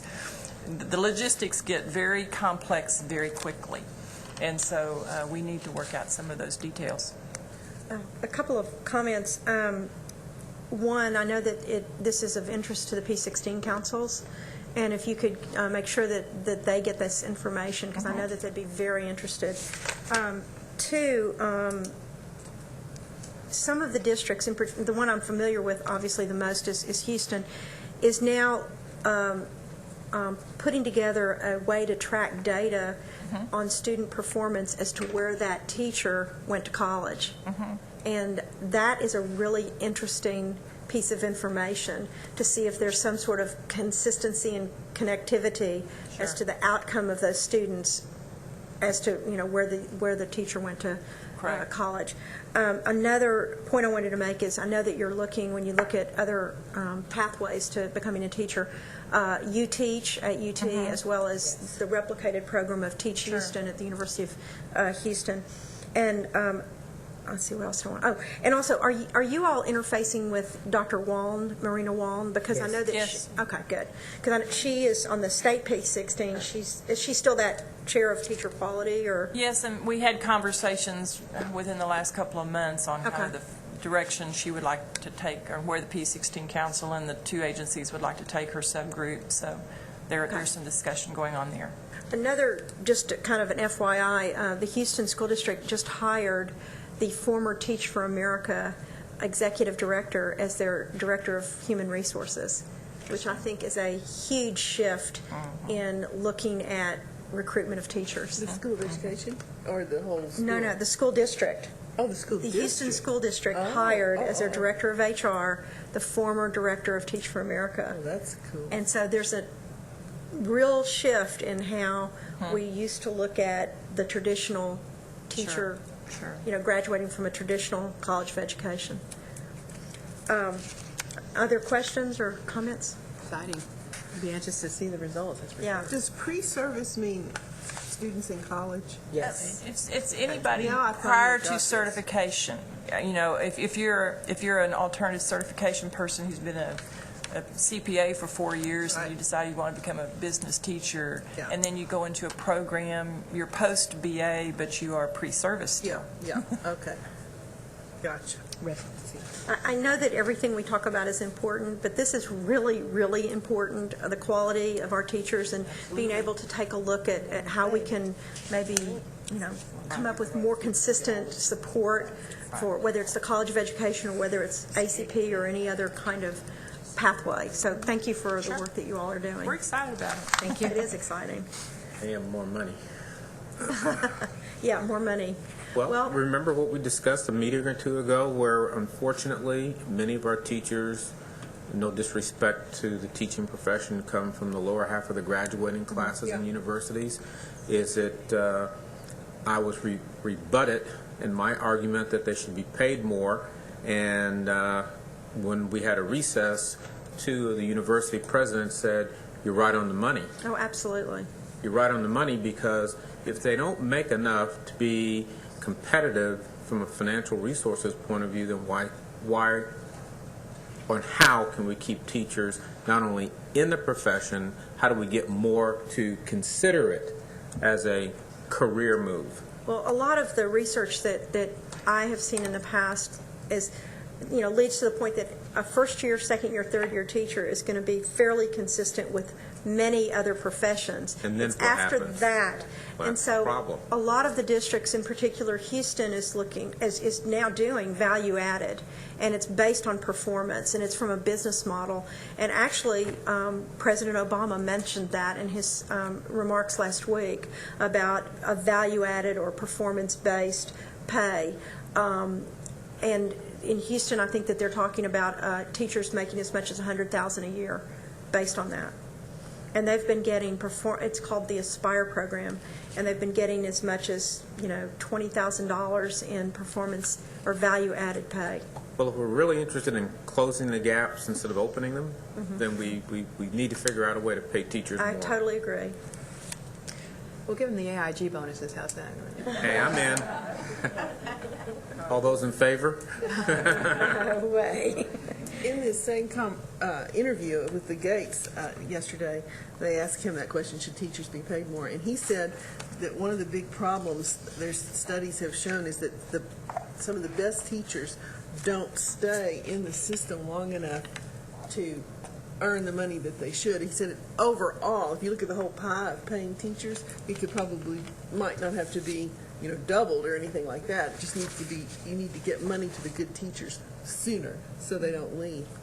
Well, to Lori's point of view, the first 3 years it's not a problem. It's after that where the lines cross, and they cross in an ever-growing mechanism for non-teachers. I mean, you're out there based on the best and brightest. You work the hardest, you make the most.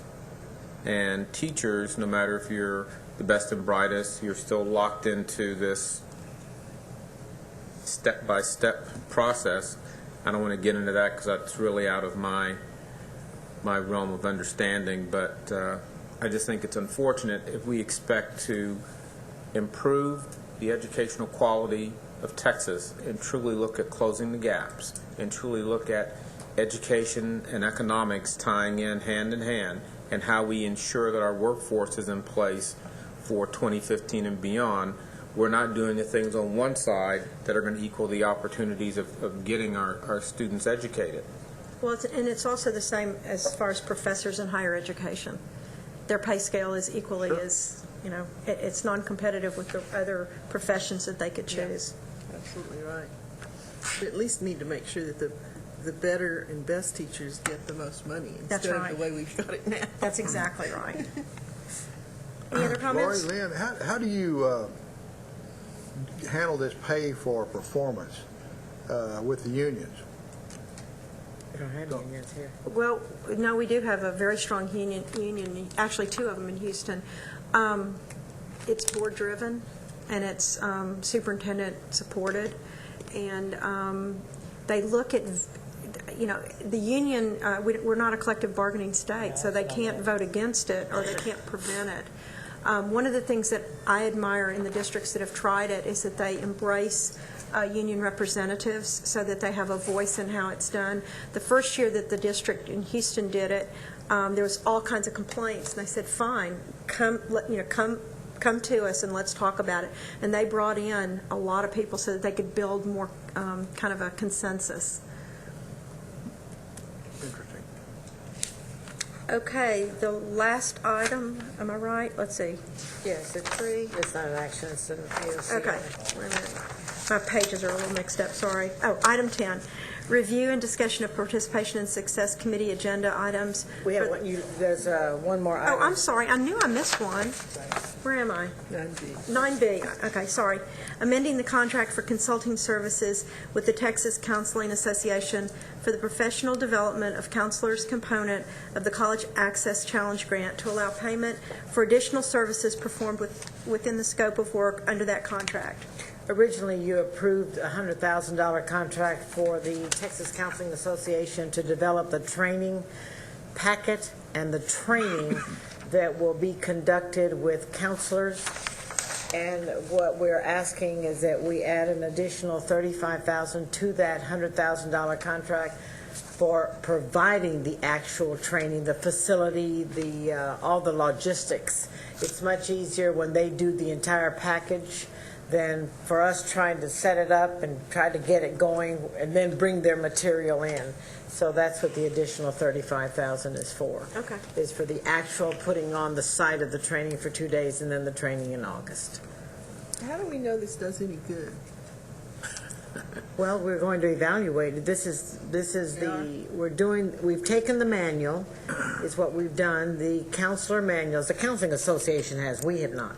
And they are redoing their counseling manual to include the college readiness standards, the information on, FAFSA, et cetera.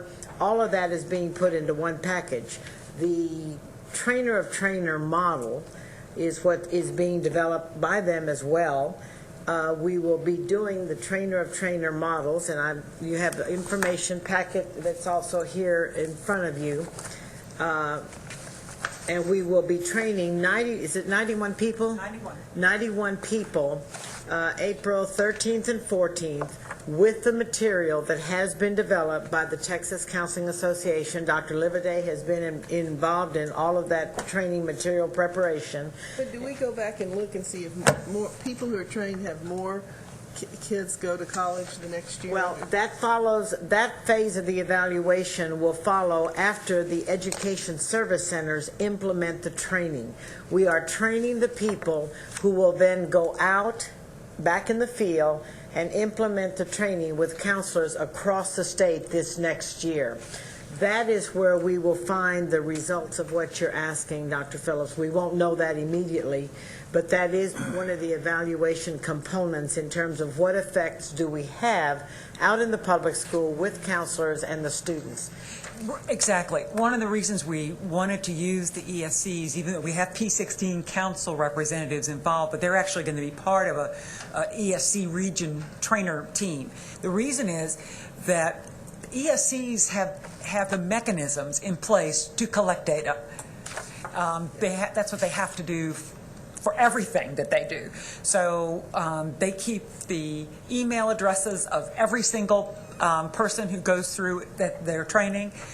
Surveys will be sent out afterwards to get counts of impacts on children, all of those things. And so that's one of the reasons we wanted to use the ESCs, because they have they already got mechanisms for collecting data. So you won't have this evaluation result off the first phase, but the second phase, once we get out in the field the next year, then we'll be able to respond to the question like you've just asked. Okay. But I did want you to know what all 20 service centers are involved in the training. Dr. Livaday was very successful in getting them involved. We've got 2 trainers coming in from each service center, plus the P16 councils have also sent people. Right. So that we can get a broader base. We had room for 100, so we may fill the 100 by the time we get there on April 13th. Yeah, like I said, we have 91 now. But this contract with the service centers for the implementation, like I said, and P16 council representatives runs through August of 2010. I think we'll have some preliminary data reports coming. We're working with our evaluation folks to have some preliminary data. But we're giving them money so that they can carry on this training for an entire year. That's it, ma'am. Okay. All right, and there's no, let's see, agenda item 10 is a review and discussion of the agenda for the upcoming board meeting. And we have the AOC items, of course, will be on the board agenda, and then I think Lois's information will be on the consent agenda of the board, and I think that's it. Educator quality as well. Okay. Uniform GPA. Yes, uniform GPA is on the agenda. If you recall, at your January board meeting, it was tabled and moved forth to April. And so that will be, you don't see it here, Right. but you will see it on your April agenda. Correct. Any questions? I'm going to take one moment of personal privilege, and I know that Commissioner Paredes is going to introduce the newest staff member, but I just want to introduce her to this committee and to the audience, and that's Natalia Geraldo, who is what is your title, Special Assistant to the Board. She is a graduate of College of the Mainland. She received her associate's degree, and then a graduate of the University of Houston in the Honors College and the College of Education, and she was asked by Dean Wimpelberg to give the commencement address as a graduating student at her own graduation. I'm particularly proud of her. She approached me after when she was president of the Texas Student College Community College Association. She approached me and said, I really, want to meet you, and I really want to get together with you, and we've become dear friends, and I want to congratulate you publicly on your having been hired at the coordinating board. I know it's a dream of yours, and I also want you to know that last week her fiance just finished his tour of duty in Iraq, and he's here and very safe and sound. So, welcome, Natalia. And this meeting is adjourned and to be continued about when with the 1 o'clock? 1 o'clock. Okay, we'll continue with Dr. Phillips' committee at 1 o'clock. Meeting adjourned. Yay. Should became a great aunt.